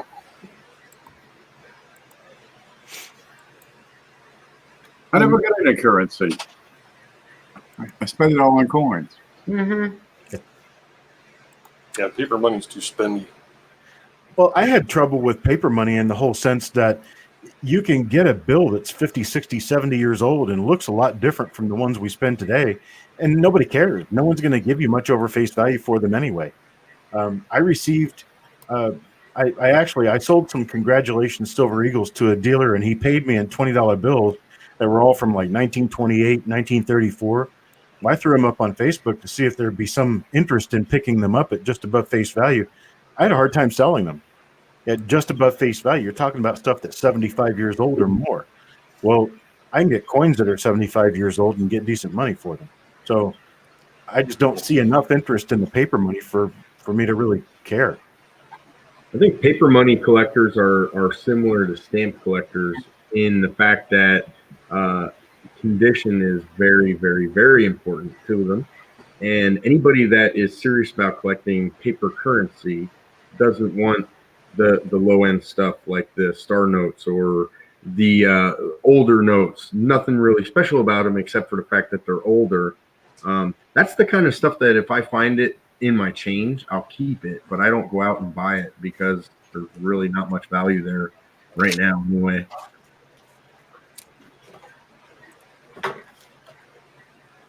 Yeah, I got stacks of older currency I can't do much of anything with.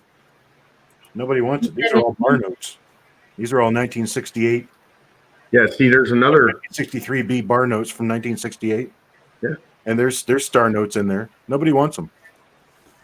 Yeah, there's another thing. You go from star notes and then you start working your way up to web notes and bar notes and all of that stuff it's all the beginner stuff in currency collection. What's a bar note? The guy's signature bar. He was in office for a very short time, so the amount of notes that were produced with his signature is very low.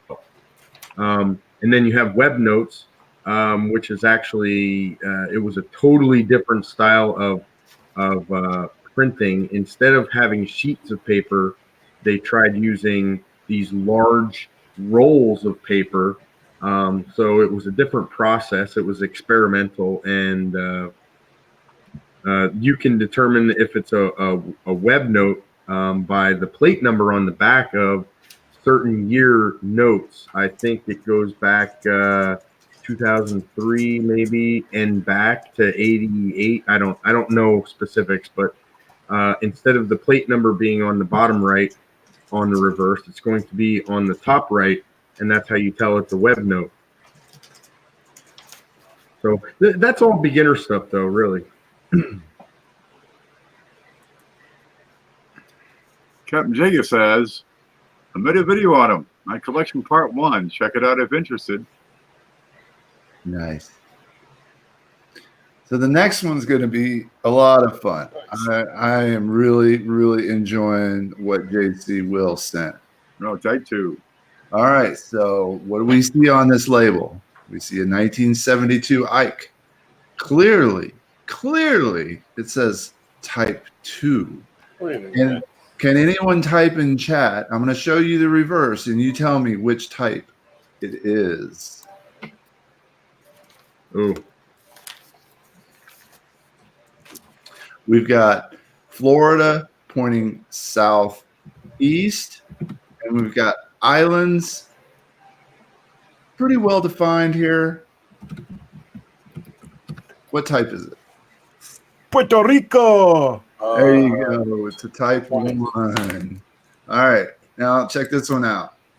Clearly, 1972, type 3. All right. Type 3. What do we have? It's our St. Curve clip. Yeah. Yeah. Globe has a clip too.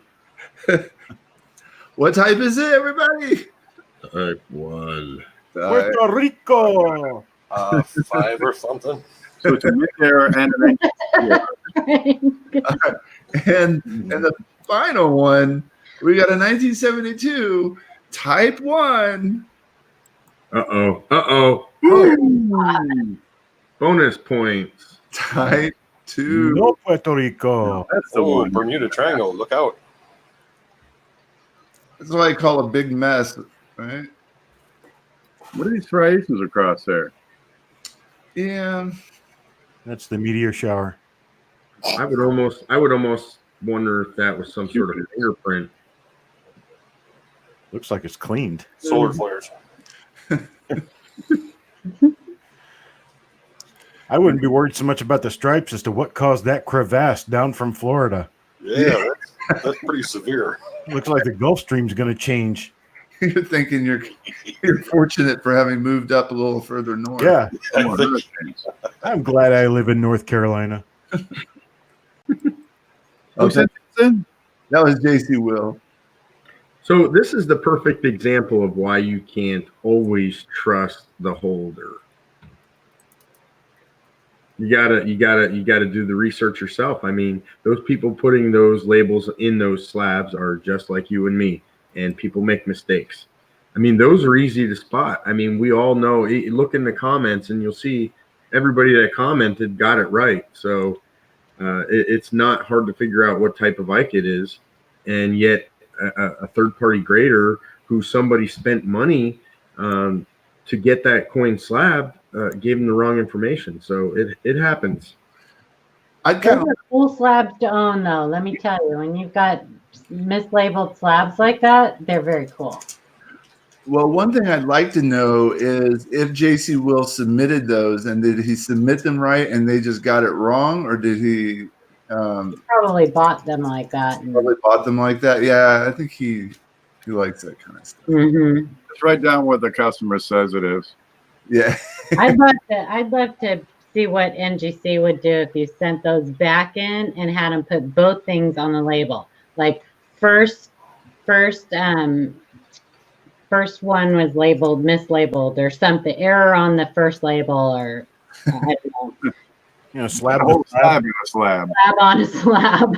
Yeah, I didn't check the numbers to see if somebody had the pictures taken of them too. That'd be great. See the Yeah. They should pay us. I like the way you think, Amber. Yeah, for sure. That's administrative level thinking right there. He said they're labeled right. There's That's what he said. What happened? That's a 73, isn't it? What? let's see. This is No, it's a 72. Gotta be a 2 again. Oh, Whoa. look at that MP. Machine doubling. Big time. 100%. Deceptive machine doubling. so this set was from Pocket Chain Exchange and DDR or machine doubling, and you got your answer. So I still want to know what the date on the coin is. JC's saying, just to go back real quick to what to JC's coins, I'm confused because I think what he's saying is that we were showing the wrong reverses for the coins. Oh no! Really? I thought that They were labeled correct. he oh man, he put them in Shay, order. you had one job. He put them in numbered order, and I assumed that those were the backs. Okay, well. Well, then, good job, NGC. Yeah. Good job, NGC. Way to go. Never mind. It showed that Shay doesn't know what he's doing. We're gonna get sued tomorrow. Yep. Bob's Garage Slabs. All right. We're going to have a talk with Shay after the show. Chase since 1972. Time for a blanket party. No more images for you. Right. Hey, what do you expect? The guy spends all day looking through $50. Oh, wow. Yeah, you knew that was coming eventually. It's been a while. That's been a while. Well, the labels were right and the panel was right. We were looking at the wrong them in the wrong order. Yeah. Well, let's not say the panel was right. Let's say the panel minus Shay was right. Yeah. Well, we identified the correct variety. But that does bring us to a very common problem. Typically, when we are going to answer questions on coins, it's best if you send one coin per email. Time. Oh, that helps. One coin per email. Make sure that we've got the right pictures together. Or provide a description about what you think's going on rather than just variety. Because a lot of times what will happen when you send an email with 6 pictures in it, they will arrive at the distant end completely out of order. And it's all because of packet exchange. You think you're doing it right. They think you got it right, but everything turned out wrong in the middle. All the rest of the information is pretty sound, though. That's right. It's exactly the same, but completely different.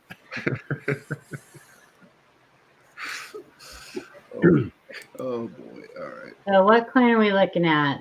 This MD. 1972, and the question's been answered, right? DDR or machine doubling. So let me grab. You can tell it's a machine doubling, partly because if you look at the top serif of the S in that picture, you can see how the shape of the S is different in the doubling than it is in the primary S. You can also tell that, like on the T, on the right side of the T, the doubling doesn't go all the way to the bottom of the T.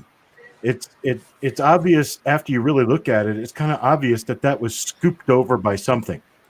And what happened here is when the coin was ejecting, it got stuck on the die and it scooted the design over a little bit before it popped the coin off the die.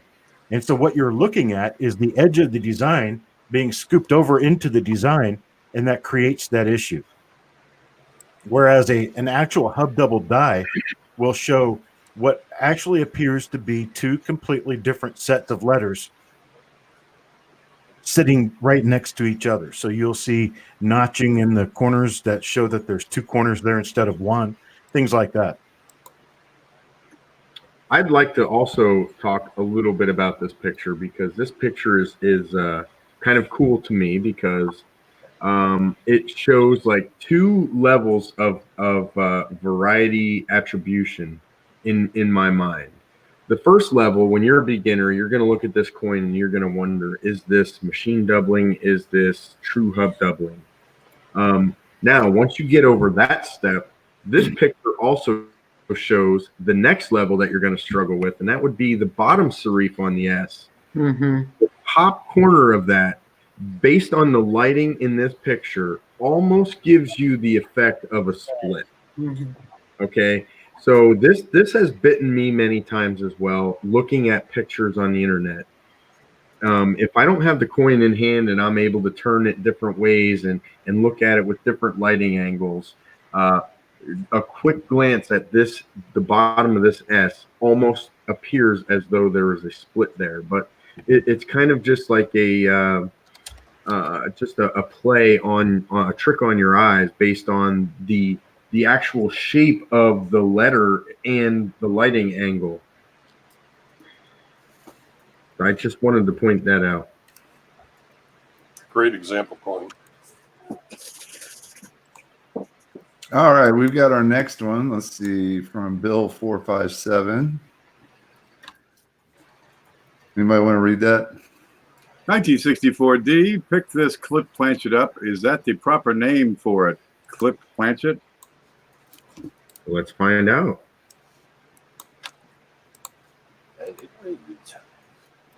Oh, yeah.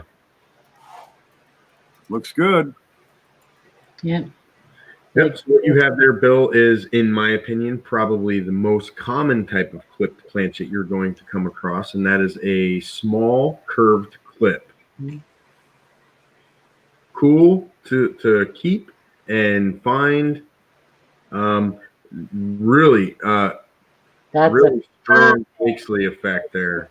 Yeah. That's really strong. And actually, if you look at the clip on the obverse as well, you can see that coin must have been, well, when it was clipped, it must have pushed it up on an angle, because that's a really it looks like a tapered edge on that clip, which coincides with the strong Blakesley effect. So pretty cool. Very cool.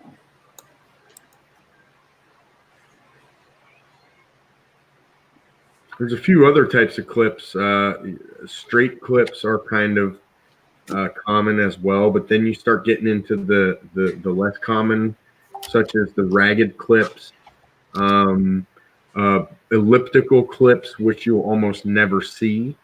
There's double elliptical clips that they call bow tie clips. There's some really cool stuff out there, but then you start getting into the more higher dollar clips.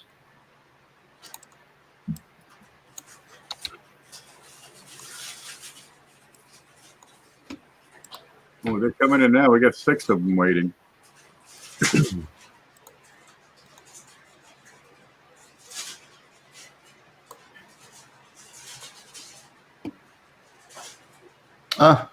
Whoops. There we go. Agent Lumpy. Can't figure out how many times it was struck. Ooh, This will be interesting. I'm going to say 1. That's where I would go. You were right. 1.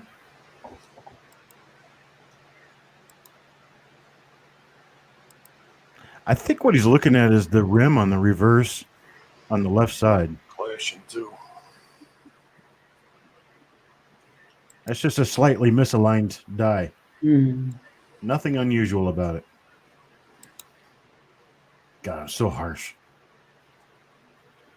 You're so mean, Chuck. Yeah, I know. Yeah, what you gonna do?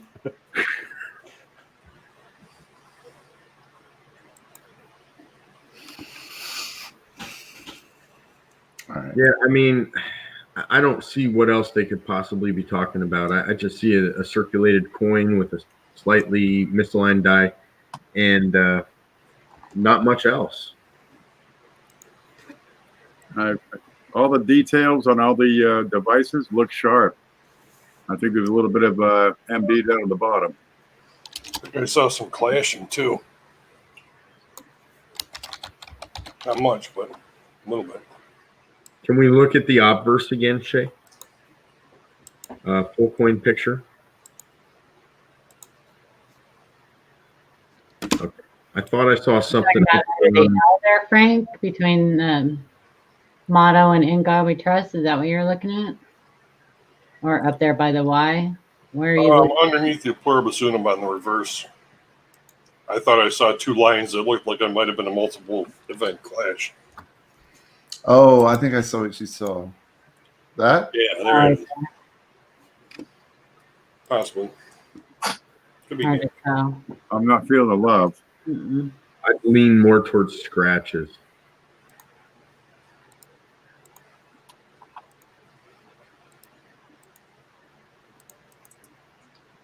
Okay, clean it up. Little nitrates here. All right, I'm loading up the next one. It's just going to take Hooper. lots of pictures. And Layla. Good pictures, by the way.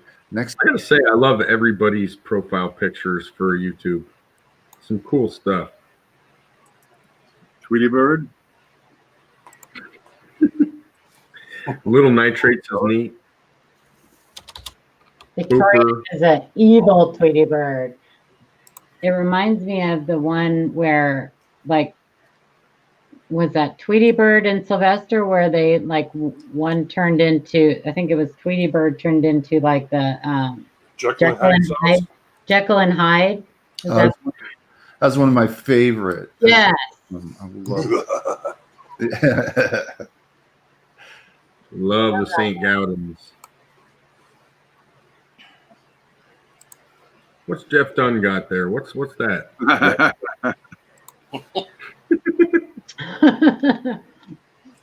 Are you secretly Jeff Dunham? Hum. I like it, Jeff. The only thing I would do, Jeff, is make the font maybe a little bit smaller so you can get it all in the circle, but I like it.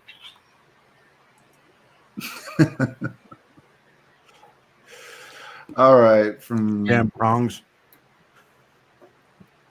we got the next one up here, ready to go. PMD or MD? Ooh, you know what that is? Yeah. Tilt. Paula. I'm curious. Right. Paula, do you know what this is? I do. Hang on. Give me a second. I know what it is. I know. I don't see anything. Ooh, ooh, ooh, ooh.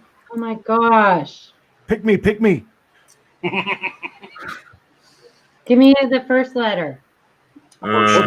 S. Yeah. Oh, wow. What's the con there? What? What? You want the second letter? Oh my gosh, I'm going to kick myself. We, Not nearly as hard as that staple scratch. We'll take the heat off of Paula. go This ahead. struck through a rim burr. Remember, yes. You tricked you. If you would have said R, I would have got it. That wasn't the first letter. You asked for the first letter. Dang it. Yo, Frank, you look like dude in your photo, man. Ken and I had a big discussion on one of these like a month ago, wasn't it, Ken? Oh, that was a fold over. Mm-mm. Oh, it was a rimber. Yeah, that's weird how that happened, huh, Bill? Yeah, that's a really cool one there. I like it. I like it a lot. And the fact that it's on a bicentennial, to me, I like it even more. Generally, errors that are on 1 year type coins are a little more valuable. And the market will give you better money for them. Yeah. Okay, So we have to Layla, explain basically what what a happened. rimber is. Yeah. Paula, you're up. In a Just a minute. joke. Yeah, now that you know what it is, please explain. I will. She took off. She's leaving. Hey, I'll give her exactly the right information. Oh, you're going to get a book. Cheater. I'm not a cheater. I just don't want to give her the right information. You got this one? Hang on. Ooh, that's Okay. a nice. I'll read it exactly, word for word. Structure rimber. No, I got Herbert. Okay. A striker rimber is defined as a coin, which was not, it's a coin. Don't get that part wrong. Which was struck with a partially sheared or detached narrow triangular piece of the rim metal sticking to the planchette, showing on the struck coin as a normal part of the surface, but separated from the planchette metal by a fine crack, or showing as a shallow indentation if the rimber has fallen out. So here's a picture of it. Here, let me show you under here. Now, here's the difference. This part has fallen out. Hers hasn't. Yes, hers is retained. Yes. Yeah. So it says, if when the planchettes go through the upsetting mill, they slip out of the groove, the sharp sidewall of the groove will slice a long, thin, triangular piece of metal out of the rim. If the piece is retained, it may be struck into the rim or adjacent field of the coin. It is easily identified by its shape and usually is struck in a position diagonally across the rim, just like yours was. I mean, exactly as the example shown is. That's the poster child board right there. Very cool coin, Layla. So I'm glad you opened those rolls up. And Herbert has it as a rarity of 3 to 5. So you have to read what his rarity, where's my finger? There it is. And I think the value is higher than that. This is an old book. And you don't see them very often. So that's very cool. And this is the book. I'll promote it a little bit. Let's see. Can you see it? Yeah. One of my favorite books. I read it. As you can see, it's like almost completely destroyed now. I'm gonna have to glue some of the pages back on. I'll check it out when you list it for sale, Layla. I may bid on it. No, I buy a lot of your books, so you might as well pay it forward. Plato's Maybe we could like do a little swappy. I'll borrow one of yours for a couple months, and you borrow mine for a couple months. How does that help the author? I can't wait to see what you find in your book, Paula. I'm a little scared though. Don't be scared. Okay. Ken should be scared. You shouldn't be. Ken, you haven't seen some of the stuff I've sent to Ken. Nothing surprises him anymore. Show him your Easter. Okay, what's happened is the coin has gone through the upsetting mill, right? And this has raised the metal. However, it has slipped out of the groove. Somebody make Ken bigger. He has to. Okay, but it is. This is not an ideal example of the upsetting mill. Gives you an idea how the rim is raised, right? What has happened? The coin has slipped. The planchette has slipped out of the groove, and it has lifted up some bits of this metal on the edge. All right. Then it was struck through. So you get this bit of metal sticking up that was then subsequently, let's see if I can do this, struck through. Yes, Layla, send another one. Might have struck it a little too hard. Let's try that again. Let's try it again with a different color for effect. This won't take but a moment. Oh no, you're gonna mix your Play-Doh colors together. Yeah, we're gonna end up with like 20 colors here. All right, we can do this. Let me. Bill, just while Ken's playing with his Play-Doh, just a quick explanation of what a struck through is. Any foreign object that gets in between the planchet and the die and then gets subsequently struck into the coin is considered a struck through. That also can include mint, goop, or goo, which we call struck through grease. There we go, Ken. Back to you, baby. There we go. So there, that bit of this burr, this raised up burr on the rim, has been struck in. Now, on the example that Paula showed, it was gone. But on Layla's example, it's still in there. It's still retained. But that's what's going on. And it's thin. If it's gone, we might see a little bit of a difference in relief here. Yeah, part of it's gone on the picture. Hers is completely retained. Yeah. It's only a wafer thin. It's only one thin little wafer. That's what's going on. Okay. And, you know, struck through errors are really cool. There's so many different levels of struck through errors. You have your common ones, such as struck through grease.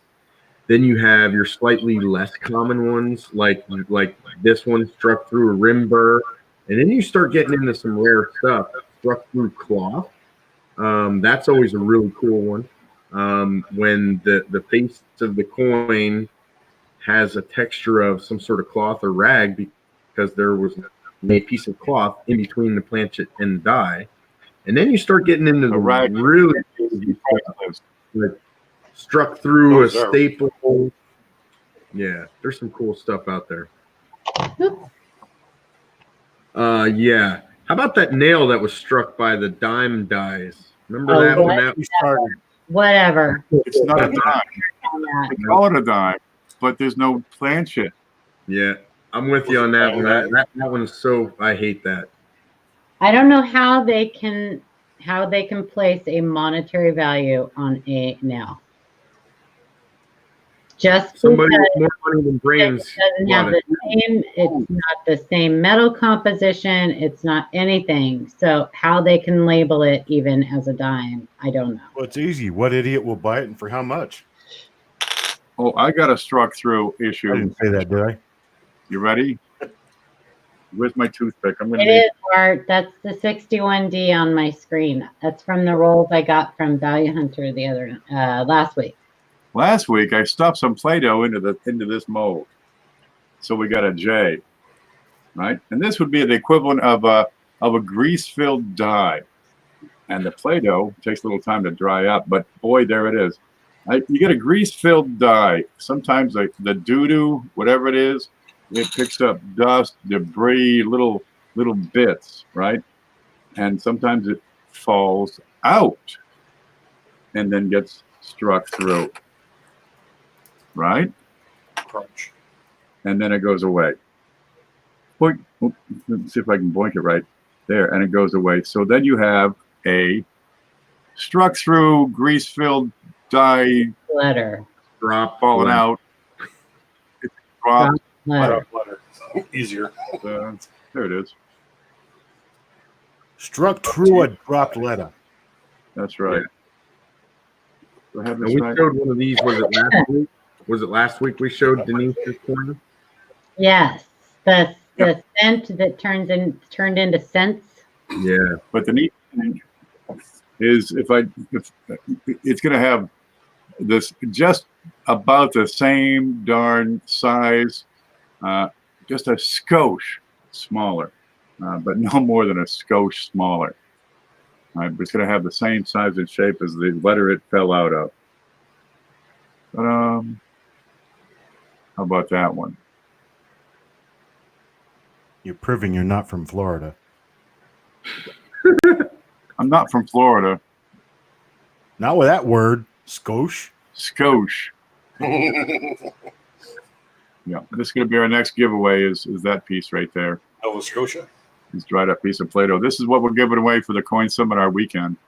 Good. Minnesota, you betcha. There we go. Save me some money. Stuff. We get excited. Nails are priced by the pound, says Jeff Stanley. Not at NGC. Right. They're a valuable knowledge. Make like a whole different holder for that, different slab type. Yeah, I think they had to put it in a large slab because it was the length of the nail was wider than a crown, so it wouldn't fit in a regular slab size. I just say they should have snipped the end of it off. I don't think it's worth any less that way than it would be normally. Oh my gosh. Price by the pound, that's right. The funny thing is about that, not long after that thing came out, then you started seeing copies of that same thing being sold on Wish and Top Hatter, and boy, they jumped on that one real quick. Damn counterfeiters. Paula, would you read the next one? Can you put it up a little closer? From Nose Picker. Oh, sorry. Trey, numismatic picker. I bought a 1952 proof set on eBay in the original box with the tissue paper. The penny got a PF 66 red. The dime got a PF 65. The quarter got a PF 65 Superbird. And the nickel, oh boy, I've included some pictures. I already know what it is. I will get the Franklin grade tomorrow. I sent it in a different tier through NGC. Watch out for the video.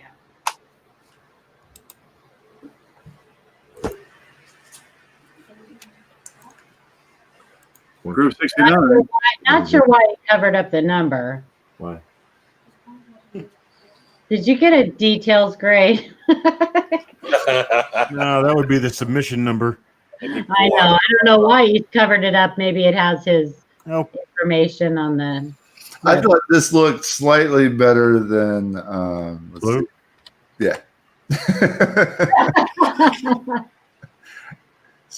Scribbling. The reason people do that is because they don't want you to steal their submission number for your registry set. Yeah.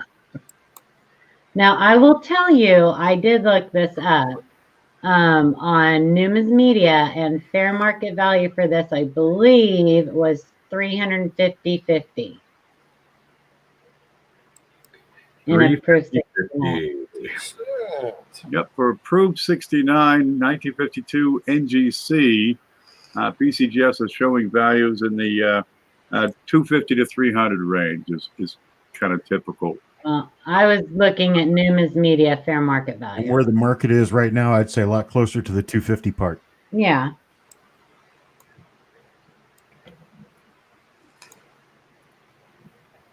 Still not too shabby. No proof 70s, but you do have probably 133 in NGC proof 69 cameo, or no, I think it was the higher grades, 6.7, 6.8, 6.9 in cameo, and probably 15 or 20 in deep cameo. But I'd like to say too, with these old, like this set, it comes in little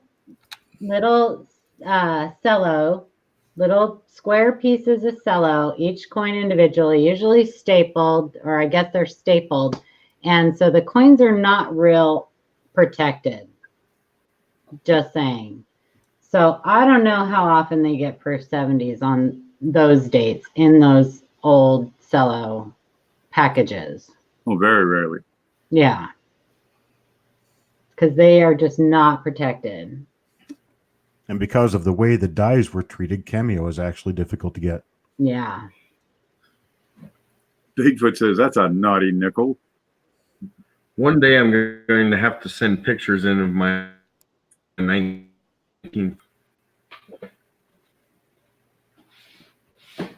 He said it's top pop. Who wants to read the next one while I get ready? Hey, I'll read it. I'll do it. From Go ahead. Devil's Treasure. Hi, folks. I found this coin, Massachusetts pine tree scent, in an old house that was being demolished. I didn't find much research information on this coin. I am familiar with coins and minting in general, and I suspect this to be a copy of a coin and not an original. The struck fields are evenly worn throughout the depth of the image, instead of just the high points like I'd expect. I haven't been able to find specifications on the coin to do comparison. So there's some stats that we got there too. So can't wait to see this one. Oh yeah, Definitely not real. that is I would say a cast copy. Oh my God, that's terrible. Terrible. That's with homemade dyes too. Yeah. Yeah, that's like a kid's art They project. used a stick to make the dye.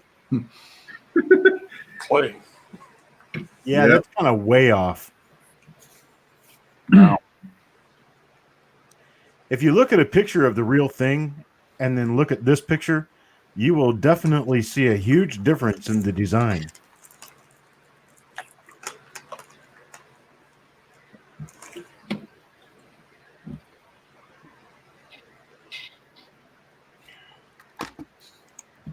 How come you have so much wear, and that little bit on the left at 9 and 10 o'clock is you get a nice sharp piece of rim showing up, when the whole rest of it is just mush. That's a remnant of the casting. But you know what? It's good to know that you pretty much knew the answer to that question before you asked it. So Did good. you see a picture of the reavers? I just like to see it. That's all. What was that? The reavers? Oh yeah. Yeah.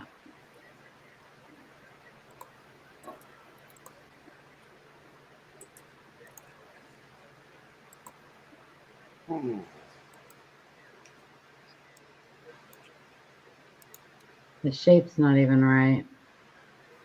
We got our next one. Very cool though. Triple S, found by Arrowhead, Broken End, Bird Point 1 on Twitter.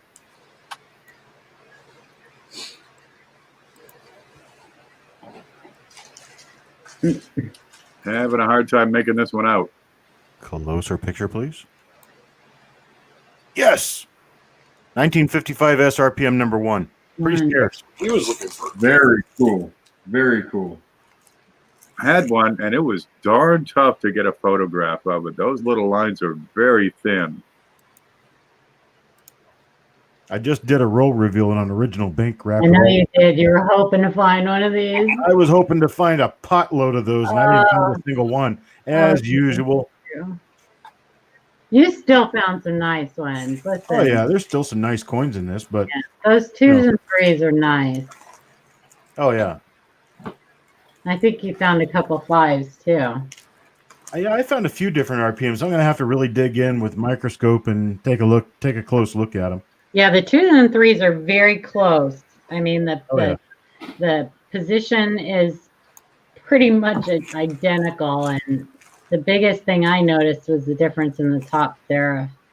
Absolutely. Yeah. But that was very cool to see, though, because I've seen you open those and like be very disappointed. So that was really cool to watch. Oh yeah, all 50 coins came out of this in pretty nice condition. Yeah, they were beautiful. It's not highly uncommon for a 55S roll, but to see it done live, I think that's kind of special. I actually was surprised that you didn't find any DDOs or DDRs on him. Well, 55S, there really aren't many known, so finding them would be a big story. Well, there's only one of the. I have a couple of the. I think I sent one to Ken too, of the DDO. Yeah. Be right back. And that die scratch behind the head is like, I mean, it's always the first thing I look at when I look at 55Ss. Is there that die scratch behind the head? And then the eyelid. We're not going to see it here, I think. Oh, I think she's talking about on the On the eyelid. DDO 001 and on the 55S. Or Shay. Oh yeah, you wouldn't find it on that, would you? No. That's an FPM. Okay. Good. All right. Let's see. We got the next one.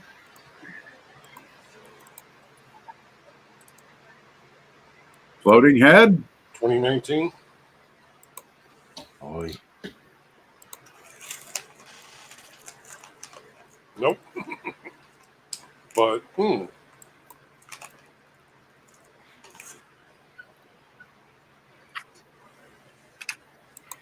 It's just an overpolished die. Yep, I think I've got some right here.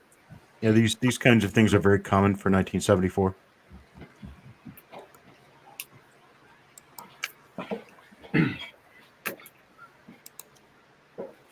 You know, I don't know if anybody else, Chris, you're on Facebook a lot. I've noticed a lot. I don't know if somebody's been doing videos on large and small dates or not, but I have noticed a lot of people talking about years like 82 large over small date, 73 large over small date. I've seen and heard a lot of people like, I know there's a 80, I have an 82, or I have a 73. There's a lot of people like finding. I think the misconception by a lot of people who don't really know any better is that because you have one small over large date, or a few, but basically the same year, that it's going to be on all years. I don't think they understand that a specific set of events actually had to happen to create those coins. They just don't understand, the minting process. So I've seen a couple of those comments recently myself. So who knows, where they're coming up with that information, but they're seeming to like think that they're on these coins that don't even have large and small dates. Like the well, 73. I've seen a lot of people make comments that, oh, here's my 1972 S small date. Yeah. So I don't even know where they're getting that information. So what baffles me is the fact that they're clearly just getting into it. They don't know much about collecting, right? They're just getting into the hobby, but yet somehow they know the terms small date and large date. So where are they getting these bits of information from? It just baffles me. But it spreads like herpes. I mean, it just like goes rampant. I mean, I hear it one day, and then the next day I hear it 10 more times. And then one thing I've found is that people have very selective hearing, and this is in life in general. They hear one little thing, but they don't listen to everything else that goes with it.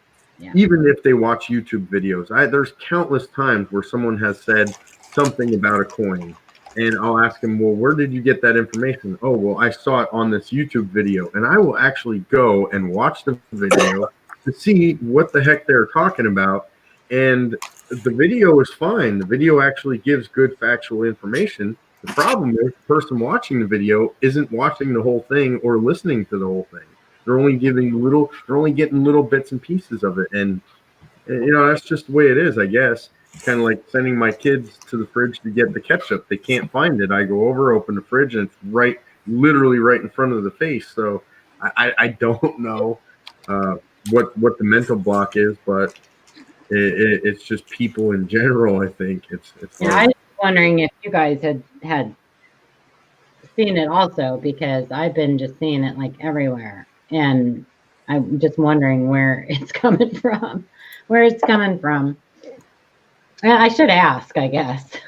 Where'd you hear this? Whoa, what do we got there up on Shay's screen? Everybody wonders what Alan Herbert looks like. That's Alan Herbert. Who's the guy with red hair and no gray? Yeah, the other guy happens to be me. About 25 pounds lighter.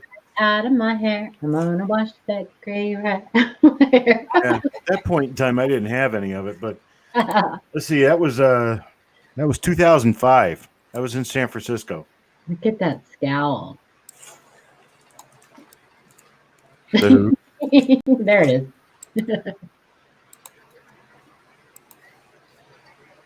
comparative features.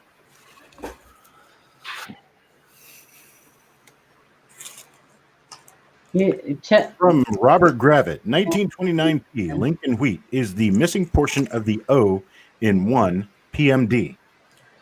I think I already know what it is. That's a 41, not a 29. Whoa. Whoa. Whoa. Did I screw up something? Hold on a minute. It's a type 2 reverse. Fired.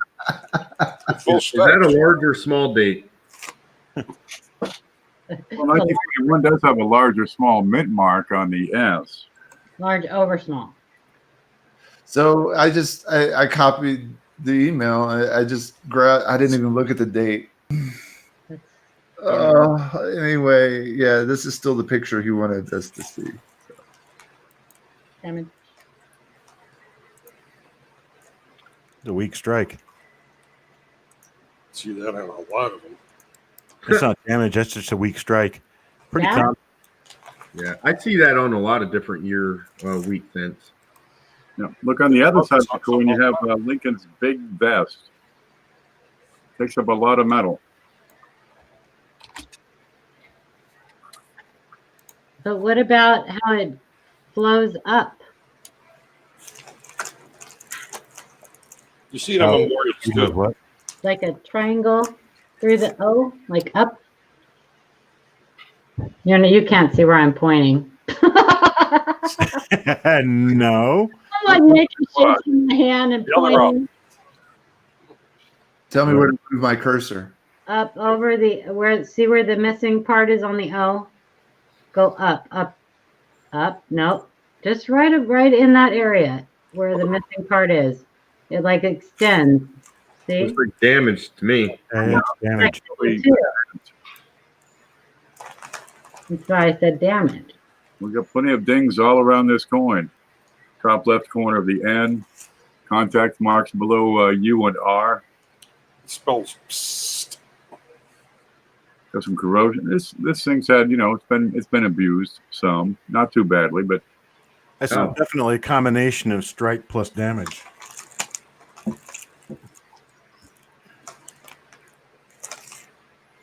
See how the PLU and pluribus are a little weak? It also appears to be a class 6 double die reverse. Seeing what extra thickness at the bottom. Yeah, I know. I'm especially looking at the S in pluribus and the second U of unum.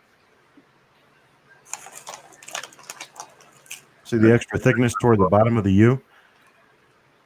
That is either flattening from damage, which I can't really tell, or it would be a minor class 6 double die reverse, and I'm leaning toward the double die reverse. Some of them means. What was the other pickup point? What was the other? S in pluribus, if you look at the top of the R in pluribus, same thing. It's a little bit of extra thickness there in the middle. the U on the left there. Yeah, so even if it is a minor class 6 double die reverse, it's probably not much of anything, especially at that grade. But it's just interesting to note.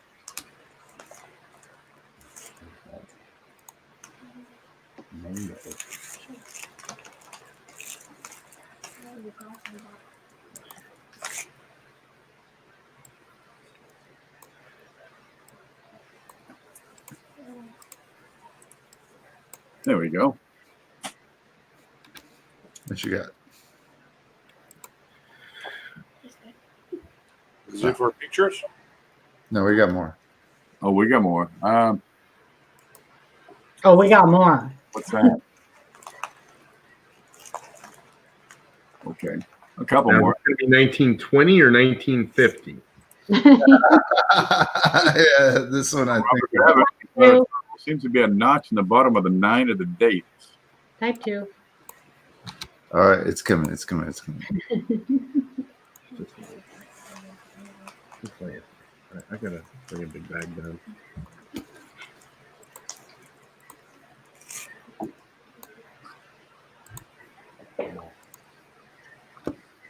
Somewhere. Look at how that fades into the picture. That is a 1920. We got a well-circulated 1920. Yep, that's pretty much what it is. Ooh, baby. Look at how smooth. Grade's very good. VG8. And see the I think he's seeing that little like ding at the bottom of the 9. Yeah. It's a little lopsided. 5 o'clock on the 0 matches the direction on the 9 as well. It's just weird. I've got a combination of die deterioration and a whole lot of wear, but I think that's not a split serif or anything. No.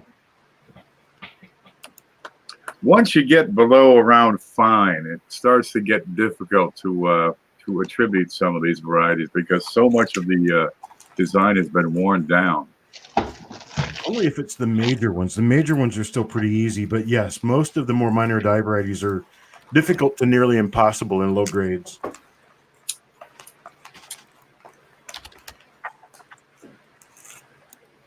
That, and plus you have to ask yourself again, kind of like how Ken, he assumes it's damaged and then moves on from there. You kind of have to assume you don't have a die variety if it's something that is not already listed.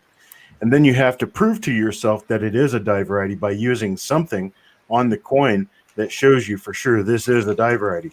I don't see anything there that proves it is, so I'm going to go with it as not. Thank you, Chuck. Yes, ma'am. Works for me.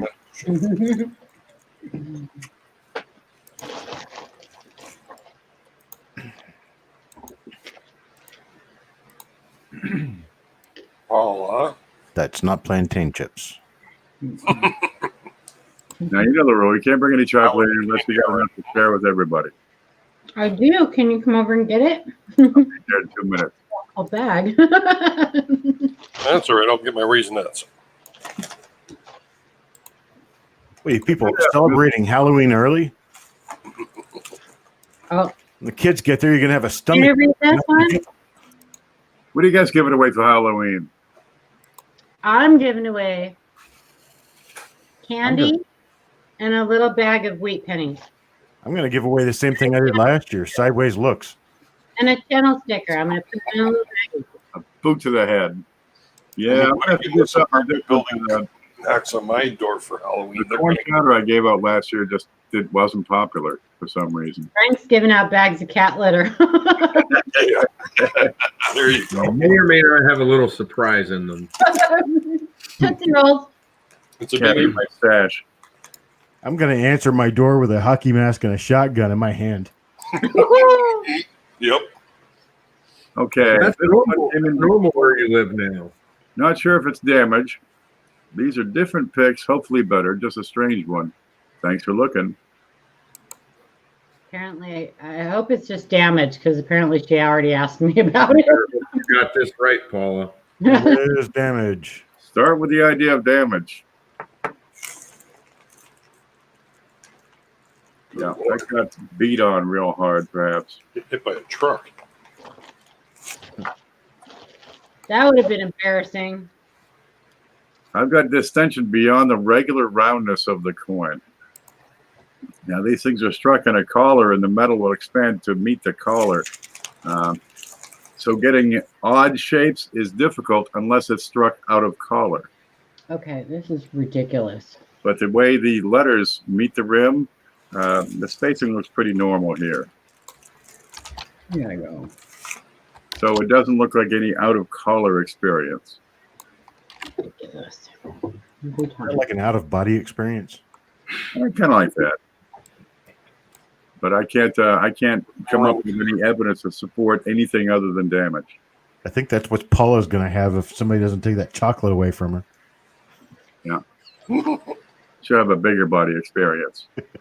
I'm trying. That's I'm a good trying one. really hard. Yeah, Got that chocolate Joe. Chris knows my struggle.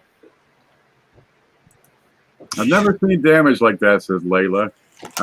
Wait for it. It's coming. There are some screwed up coins out there, baby. And with these Zinkins, it's just going to get even weirder. I have a metabolic issue. I have to continuously put calories in my body. And that's true.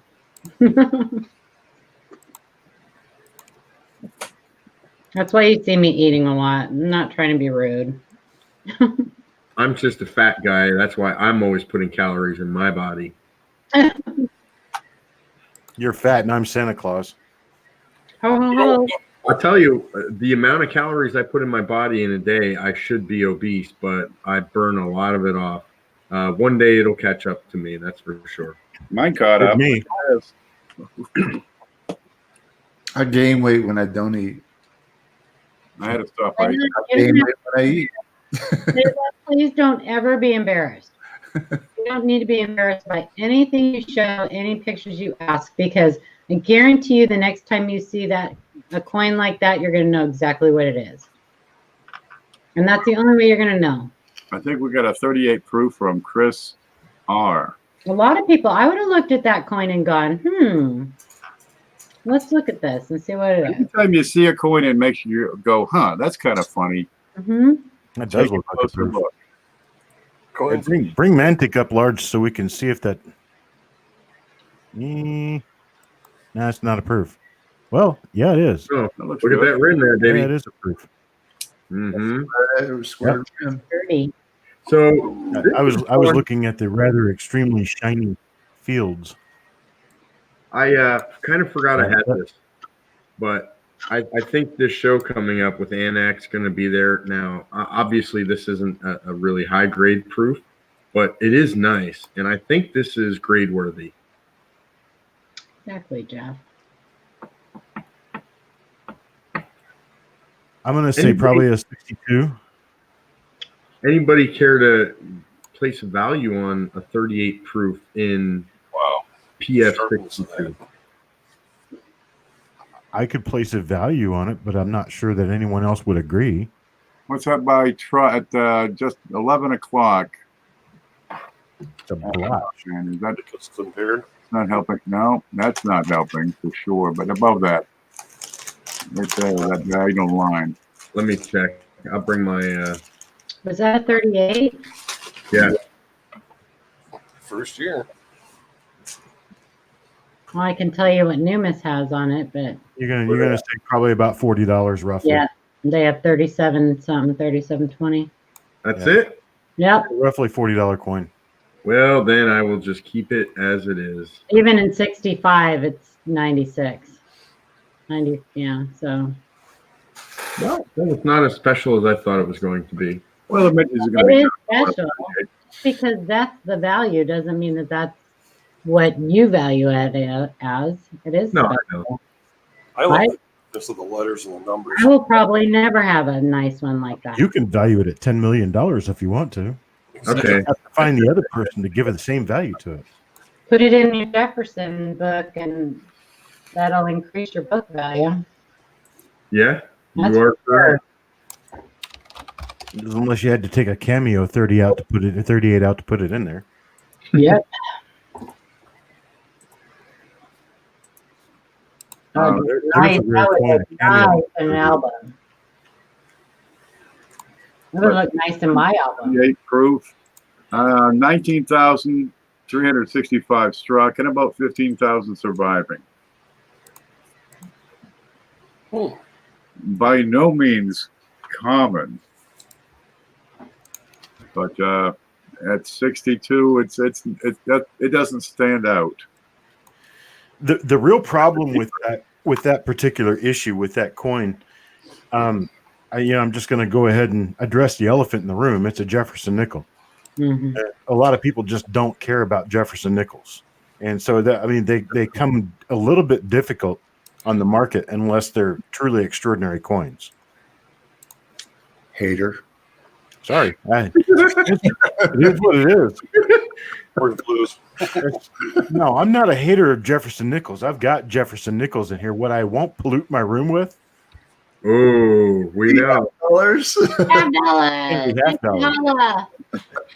How did I know? $5 don't make him holla. I got books on almost every series. I've even got Franklin $50 books. I don't have a book on Kennedy's. I'll get you one for Christmas. Thank you.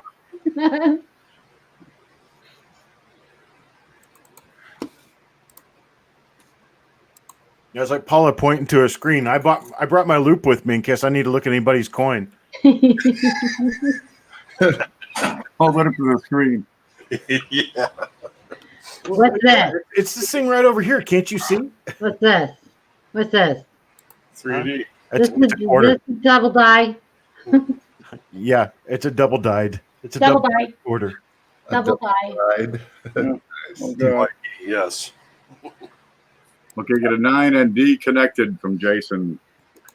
You know, the mint marks are punched in by hand Ooh, ooh, ooh. back in 1952. Oh, okay. Connected. Frank, Frank loves these. this is yours. Frank Likey. Frank like this flying D. Yeah, that's going to be one. There's a couple different ones too, I've noticed. Well, there's a few different ones. One of them actually ends up creating what looks like a wing sticking Yeah, out like the left this. side of the D. Like this. I thought it was all just different, stages of the die, states of the die, I should say. It's a die crack. Yes, I must get it right. These are neat. That's a keeper. I would keep that sort of thing. I would keep that too. I think they're very cool. It's what I call cute. Cute. They're cute. I've been trying to get a progression of them things, but because there's more than one, it's harder than I thought. Follow up what Jeff is doing. It takes time. They're out there. And then I have to get them.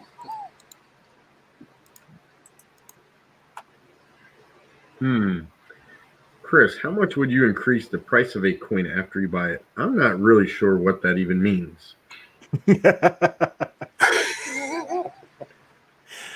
It almost feels like a dig at me. Like I think it's more valuable now that I own it or something. I'm not really sure. My owning is 9/10 of the possession, right? Exactly.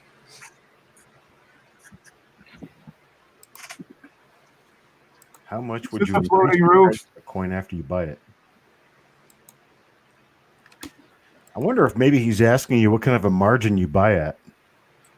That's kind of a personal question. That's like asking a woman's bra size. Yeah. And honestly, it doesn't go by coin either. I may go to a show and spend $500 and have, let's say, 100 coins. And this is just an example. One coin I may make $1 on. One coin I may make 10 on. One coin I may lose $5 on. It's just the way it goes. There's no. I lost in some barbers last week. Oops. Yeah, I mean, I lose on coins all the time, but I gain on others. It's a game, really. What works for me one week doesn't work for me another week. It's so hard to figure out the market. And I thought being online, you would be, easier to sell stuff. But what sells for me really well one week will not sell at all for the next 6 weeks. I can't figure it out. So it's just I buy a little bit of everything and just hope I can make my money back. Honestly, I'm not trying to make profit. Yeah, if I can do 25% regularly, I'm pretty happy with that. Can I coattail on that, Chris? Yeah. If I go to a show and spend $1,000 on coins, I'm spending money on a lot of things I might make a little bit of money on. Stuff like, a $10 coin I can sell for $15, $20, or a $100 coin I might be able to sell for $125. But I'm also into buying and seeking out key date coins that I can resell just to provide collectors with a coin, regardless of whether I have to pay retail for them to get them or not. What I want to do is it's not the actual term for it, but what I call it is dollar cost averaging. I cost out everything at the end of the show as if the whole show was one purchase. So if I spent $1,000 and I can come home with $1,200 worth of coins, I'm happy. Even though there might be one coin in there I spent $125 on, I can only sell for $110. But it's provided what I was trying to say. Yeah. You view it as one purchase. You didn't need to make me big for that. Not necessary. All day long, you're chasing that crappy purchase you made at the beginning of the day. It's kind of like you keep sticking quarters in the machine, hoping that it'll win a jackpot. Hey, I do that. Okay. After the penny up here. You know, when I had the diner, we had a big fish tank in there. It was beautiful and bubbly, and we had these little fish in there. And every now and then I'd look up and I'd yell, "We got a floater!" Mm. That's a floater. Right? Yeah, you're digging too deep there. Story. That's a 1970, isn't it? 70S. 70S. Yeah. Is there an FG on that? Large date. Can't tell. Can't quite tell. Making the picture smaller isn't going to help. 69 to 70, you got a lot of these where the die was just polished to dress it up, probably remove clash marks or maybe some minor gouges or something. And they got a little overzealous and removed some of the design. Well, Now, I wouldn't even call that a floating roof, actually. I wouldn't, because I can still see remnants of it. right. Yeah. Well, you've heard them, so you may as well collect one. Yeah. It's kind of like saying fat kid. I mean, how fat does a kid have to be fat? You know what I'm saying? To some people, a kid. Chris is just laughing at me. All right, But it's the truth. now, listen. The analogies, man. Do what? You're going too far now. This one make me look fat. That's right. No. Like that. But I mean, you could call two different size kids fat, and you'd be right. They all love cake. Does it really matter? I like cake. I like pie. I like turtles. I like cake and pie. I like turtles. I like turtle. Okay, now these floating roofs generally don't have a premium. There's just lots of them. Now, PCGS started out slabbing and certifying the 1969D floating roof until they said, man, there's billions of them, they ain't worth a thing. So they stopped certifying them. So that means the ones that they did certify actually draw a premium because it's a discontinued certification. It's going Kinda like to fat kid. it's going to come out to That's a where if you can find one with FG, that's going to carry a premium. That's what it's going to come down to. Yeah. There's so many that are like poorly struck or weakly struck or are polished out or whatever, whatever you want to call it. It's like the ones that are a nice strong strike and a full FG, full no floater, a hanger. They're the ones that are going to be worth money. Floaters and hangers. I mean, we're getting into some weird terminology here. Sounds like something your dog would do. Fat kids. Reese's peanut butter cups. Reese's peanut butter cups. Ooh, my favorite. No, Hey, it's Bill, I got to tell you though, Bill said it made his day finding that, and that's great. That's what's great about this hobby. It's not going to cost you anything to keep that coin. If you like it, keep it. Put it in your collection. There's plenty of other people out there that collect the same exact thing as we're looking at on the screen there. Hey, maybe look at collecting one from each year. You know, certain years are more prevalent than others. 69, you're going to find a lot of floating roofs through the early 70s. Collect one of each. Up to 72, 73. Kudos to you that you're looking at the whole coin. I love that. That's what I was going to say. Good eye, man. Yep, you're looking at the whole coin. So kudos to you. Yep. I mean, if other people like what's her name that found the drop letter the other night? Denise Catania. She wouldn't have found that if she would have just been looking at the date. Yeah, there's more out there. You snatch them up, grab them, collect them. You add more depth and scope to your collection.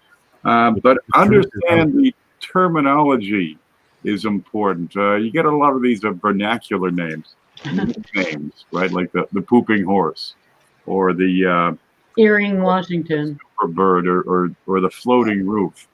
The eagle. Learn the technical terms. Take that extra step so you can identify correctly. Jailbird. Jailbird. Die Flash, Die Chip, That's one of my favorites. Die Crack. It's a clack. It's snack time. Jigga says you found a 69S with really awesome strong machine doubling. I saved it because I liked it. There you Works go. for me. If you're not having fun, you're not doing it right. Ooh, Counter Clash. Oh, Spitfire. SJ's coin shop has one of those that you can put like a quarter in and you get this little thing, with a prize inside like they had, but these are coins. And then I got like a buffalo nickel and 2 wheat pennies. I had to do it. It was fun, but I love those little machines. Those are great. I think more people should have those. I want to see this picture. Ooh, Art Ring's got a Counter Clash, he thinks. Type 2. Yep, I can tell right from next to in. Yeah. Looks like it. Yep, that's it. In God. I'm having trouble with it. There Yeah. it is. Oh, yeah. That's better. Bravo. That Good is one. a nice find. That's a great example, too. That is a nice find.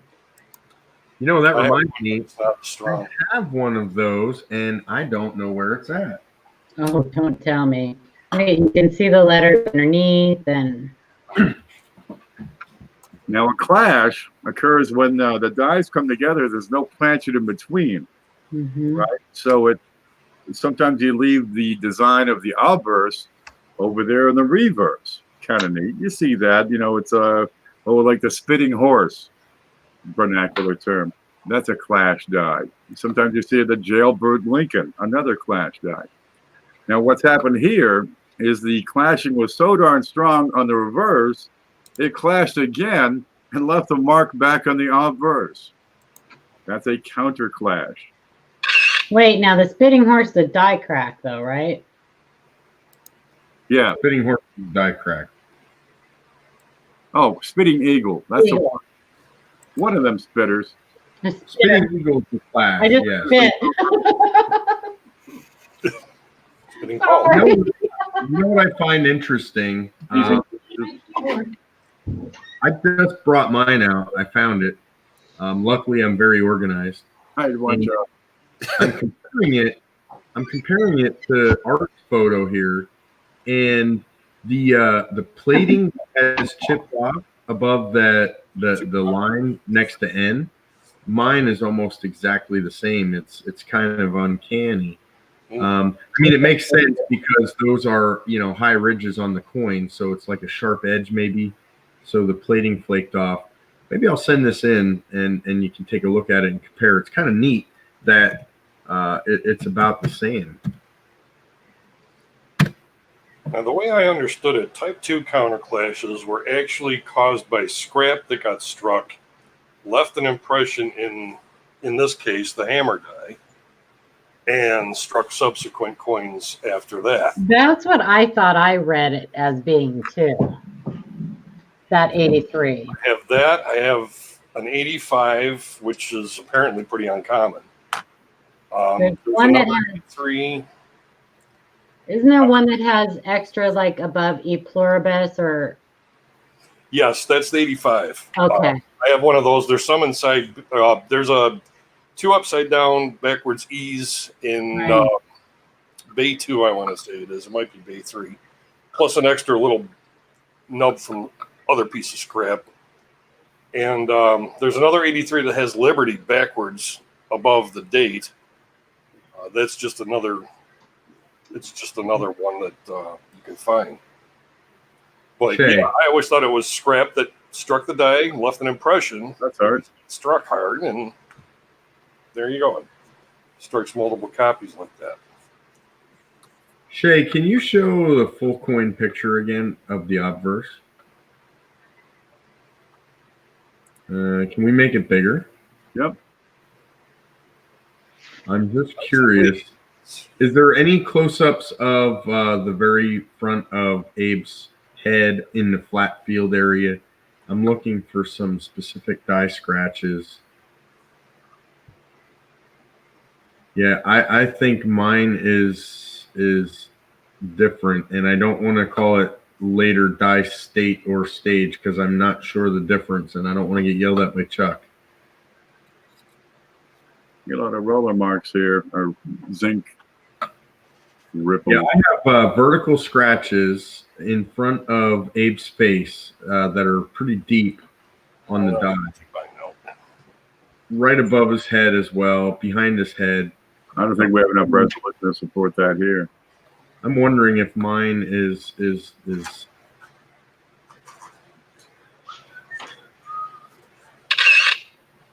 Sorry if you hear that. Ew. What is that? Somebody twisting the head off of a squirrel.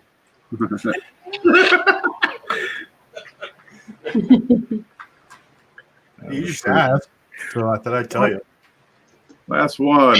34, Field 9. You get a lot of these. Okay. Anytime you see a filled date, right? By errors. A filled letter on a modern coin, on a Zinken, I'm going to start with the assumption of zinc rot, right? But I've got several of these. This is a die chip.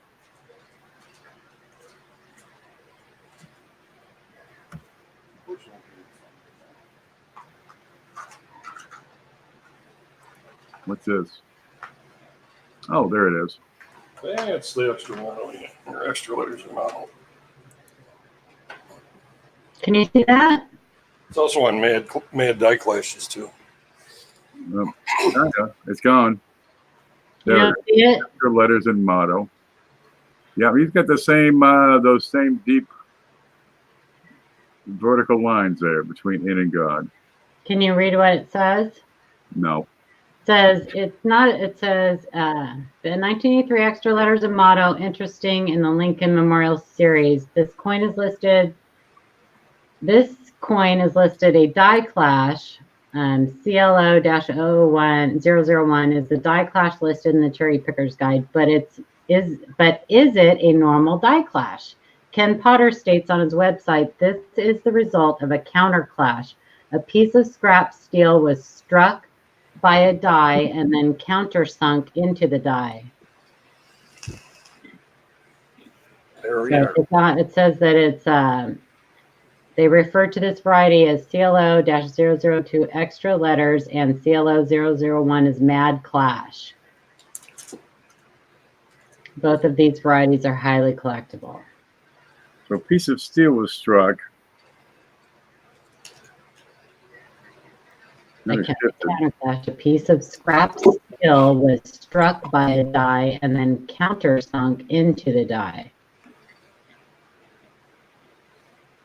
So this one right here, you can see G really good. You can see the N down below. I'm sharing other photos that I found on the internet that are a little bit different from those, but I don't know if you can see my screen share or not. Oh, there it is. You can see it. Okay. Yep. Yeah. So these are, I mean, it's definitely the same thing. These are a little bit different because they're different lighting at a slightly different angle. But yeah, you can see that G really well right there. And down below. And the N down here. Mhm. But one thing that I wanted to show with this is what Chris was talking about, these die scratches. Yeah. There. The die scratches are very prevalent on this die. Chris, is that what you were talking about? Yeah, Chris is stuffing his face full. I'm hungry. Yeah. And this is on LincolnSenseOnline.com. It's photo by Joe Curry. I found it on the internet and decided to bring it up because it was a slightly different view of what we were already seeing. I actually sent in pictures of mine. I right now. Okay, I'm going to pull up the Type 2 counter clashes then. Oh, Jeffrey came in. Hey, Jeffrey. Hi, Jeffrey. Hi, Jeffrey. Well, there it is. So mine, it's harder to see. It's harder to see the N and G, but the die scratches are very prevalent. The missing plating that's what I was getting at. I can see I the think N and the G. Yeah, I can see them, but they're harder to see for me. That might be a lighting issue. There it is. Probably.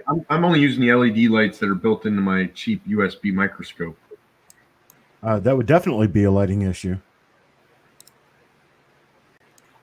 But that's it. But the die scratches on the other picture should be. It's a separate email, unfortunately. It's coming. It's coming. I'm hurrying.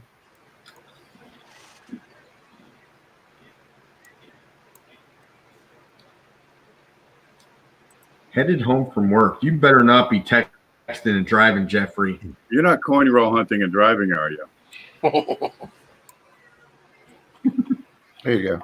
He's probably doing like voice. Not to chat. surgery and driving, right? Yep, there's my die scratches. There they are. Oh, yeah. It's like Now, I polishing didn't that really up. see those on Art's example. Probably yet another lighting issue.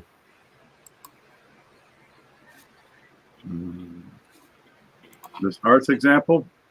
Yeah, this is Art's. Let me grab his. There we go. Yeah, I don't think the resolution. I can see them. They're not easy to see because of the angle of the lighting. You can see these above his head for sure. Well, I can see the one. It's like directly below the O, and toward the ear from the G. There's like almost a V of two deep die scratches right there, going straight up and down. And if you look out in front of the forehead, you can see some of them in the field. You kind of have to use your imagination in this photo, but if you know where they are and know what they look like, they are there. Mm-hmm. Those Yeah. right there. A lot of times that happens when you use a flooding light. It will fill in the crevasses around a die scratch, and you won't be able to actually make out the die scratch itself. Sometimes tilting a coin a different direction or moving your lighting will help a lot. There's also nothing that says that they can't have another die clash in addition to this one. You know? Is there a faint lib coming off the G in God? This looks like Chris's photo. Yeah, it is Chris's photo. Mm-hmm. Let's go back to Art's first photo. There you go. He's talking about off the bottom right of the G. There's a line. It's more of a horizontal line down there. Down a little bit more. That. Go up some. Oh, Up a little bit more. That is it. That's it right there. It's a horizontal line. And that looks like it could be an I. And if you back out on the picture a little bit, I think it looks like there's a B underneath it. Sideways. There Oh, you go. That's what he's thinking is possibly an LIB, I think. And I would have to say no on that because the LIB on the coin is going to be spread out more than that. You can see it on this coin too. I think it's just part of the damage done to the die by the counterclash. I don't think it's those letters. yeah, that happens. Other pieces of the scrap just get folded up. My 85 has that in the second or the third day too. And what's this rank? This is on Mad Die Clashes. Here's the one that we're looking at, the number 2. And there's all kinds of more diagnostics here too that you can look into.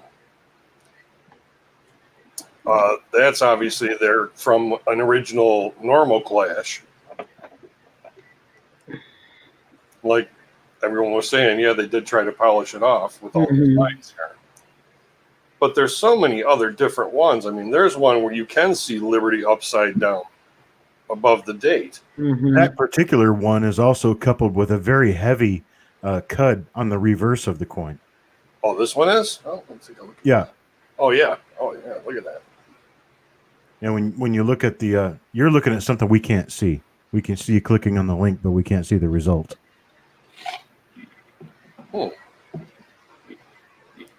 Oh, that's why is it doing that? That's Let me weird. try this, see if it refreshes. No, it's probably because it's pointing to just this tab. When I Okay. do Yeah. so I'll just shut it off. All right. But it's on Mad Die Clashes, anyways. You can find that. I don't know if I have the link. Here. Do it like so. Are there any more pics, any more emails? No. Oh, wait. Check that RPM group.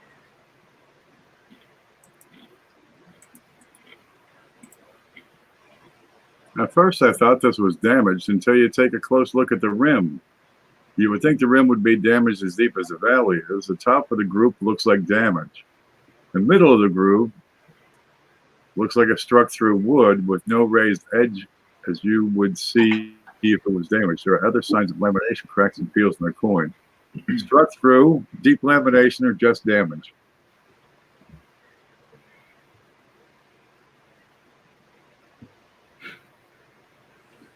Is there a picture? Intriguing.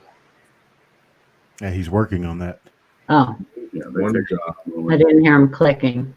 probably good. He's muted. Oh, he's muted. Never mind. They're coming. They're Darn it. coming. You read it too fast, Ken. He's hooked on phonics. All right. Rosetta Stone. I was just really excited and couldn't be stopped. Really excited. You just zipped right through that. A+.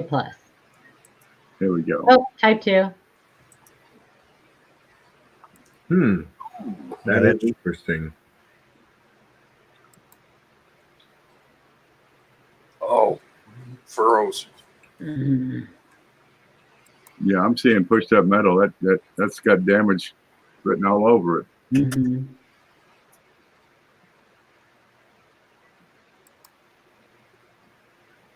Yeah. Good. That was under somebody's chair when they scooched it in. Not to be confused with a skosh. No, it's a scooch. No, this one's a Tish. Una pequeña. Hey, but the important part is Jeffrey got home safe from work, so Now Hey. you can coin roll hunt. Well, this guy's got to get himself ready for bed, so I think I need to take off for the night. Yeah, I do too. Well, that was the last. I'm falling asleep here. That was the last email. We got through all of them, guys. Yeah. We got some good ones tonight. We got some fun ones. It was fun tonight. Mm-hmm. It was good discussions too. I love the world dearly, but it's about to drift off. I have to be laying down when that happens. I'll send you my plantain chips. They were yucky. whoa. You Wow. don't like the plantain chips? Not the ones I got. If you have a better brand or something, I don't know. Maybe it was the pink Himalayan salt. I do, but they're in Florida, and I'm in North Carolina, so You didn't stock up on them before you left? What are you thinking? You had a huge truck. I drove up here in the middle of a hurricane. They would have been inside the truck. Yeah, which a lot of the stuff got wet. They're in a sealed bag. Come on, Chuck. Quit making it. U-Haul. They're not You sealed think- up like NASA. Hey, let's just all be glad that we don't have fans like Ken does, okay? Yeah, for sure. Hey, I want to thank him for coming in, though. Hit a like before you go, or dislike. It's all good. Oh, Yvonne. What a sweetheart you are. It's so nice of you to come. Bye-bye. Bye-bye. Okay. Guys, look, it's been a good night. We rocked it, as And I usual. wanted to wait until the end. Nailed it. Hi, Felicia. And you don't know right now, but I'm giving you the finger. Just saying. And none of us can see what Frank's doing. Why do you think I have just the eye? Okay. Is that really you or Dennis Hopper? That's totally Yeah. good. Really, dude? I mean, Oh man, there is a resemblance to Dennis Hopper, man. I see that. I see it. Frank's a sexy dude. Listen. well, thank you, man. I love the deep voice, man. It's so comforting. It reminds me of somebody else I can't think of right now. Me either. Morgan Freeman. Johnny What I Cash? like to do is Forrest Gump. Denzel Jones. Mhm. All right, let's go. All right, We got the coin seminar weekend coming up. Let's get ready for that. If you want to be involved, get a hold of me or CJ. We can both edit the thingy where it is. And think about what you want to do with that. It's always a good time. Did we lose Paula? Yeah, she left. Okay, now we can talk about her. Yeah, she'll just watch it when it streams out. There you go. We're Nice. still live. There we go. Very cool, Shay. Bill, you stay groovy. Everybody else too. See you, everyone. We had a good run and conduct. Call it good. Okay. Yeah. Everybody leaving? Yep. Good night, folks. Well, good night. Party time. All right. Good night. Hey, Shay. Yeah. What do you think about that $50, buddy? Did you ever talk to Ken? No, he was slept for 2 days. 2 days. I slept for 2 days for some reason. It was a possible new discovery. Let me check the notes here. What did we come up with You on should that? have said something. I would have brought it up. I was taking a look at it. I made me a little picture and everything. It's made a a subject, Kennedy, possibly a new DDO, and would you like to look at the evidence with me before I tell him he has a new discovery? Did I just blow that? Did I just do a spoiler? He said the same thing to me, so you're good. But I think we're still live. Oh, we're still live. Okay. Good night, folks. Good night, Joe. Click.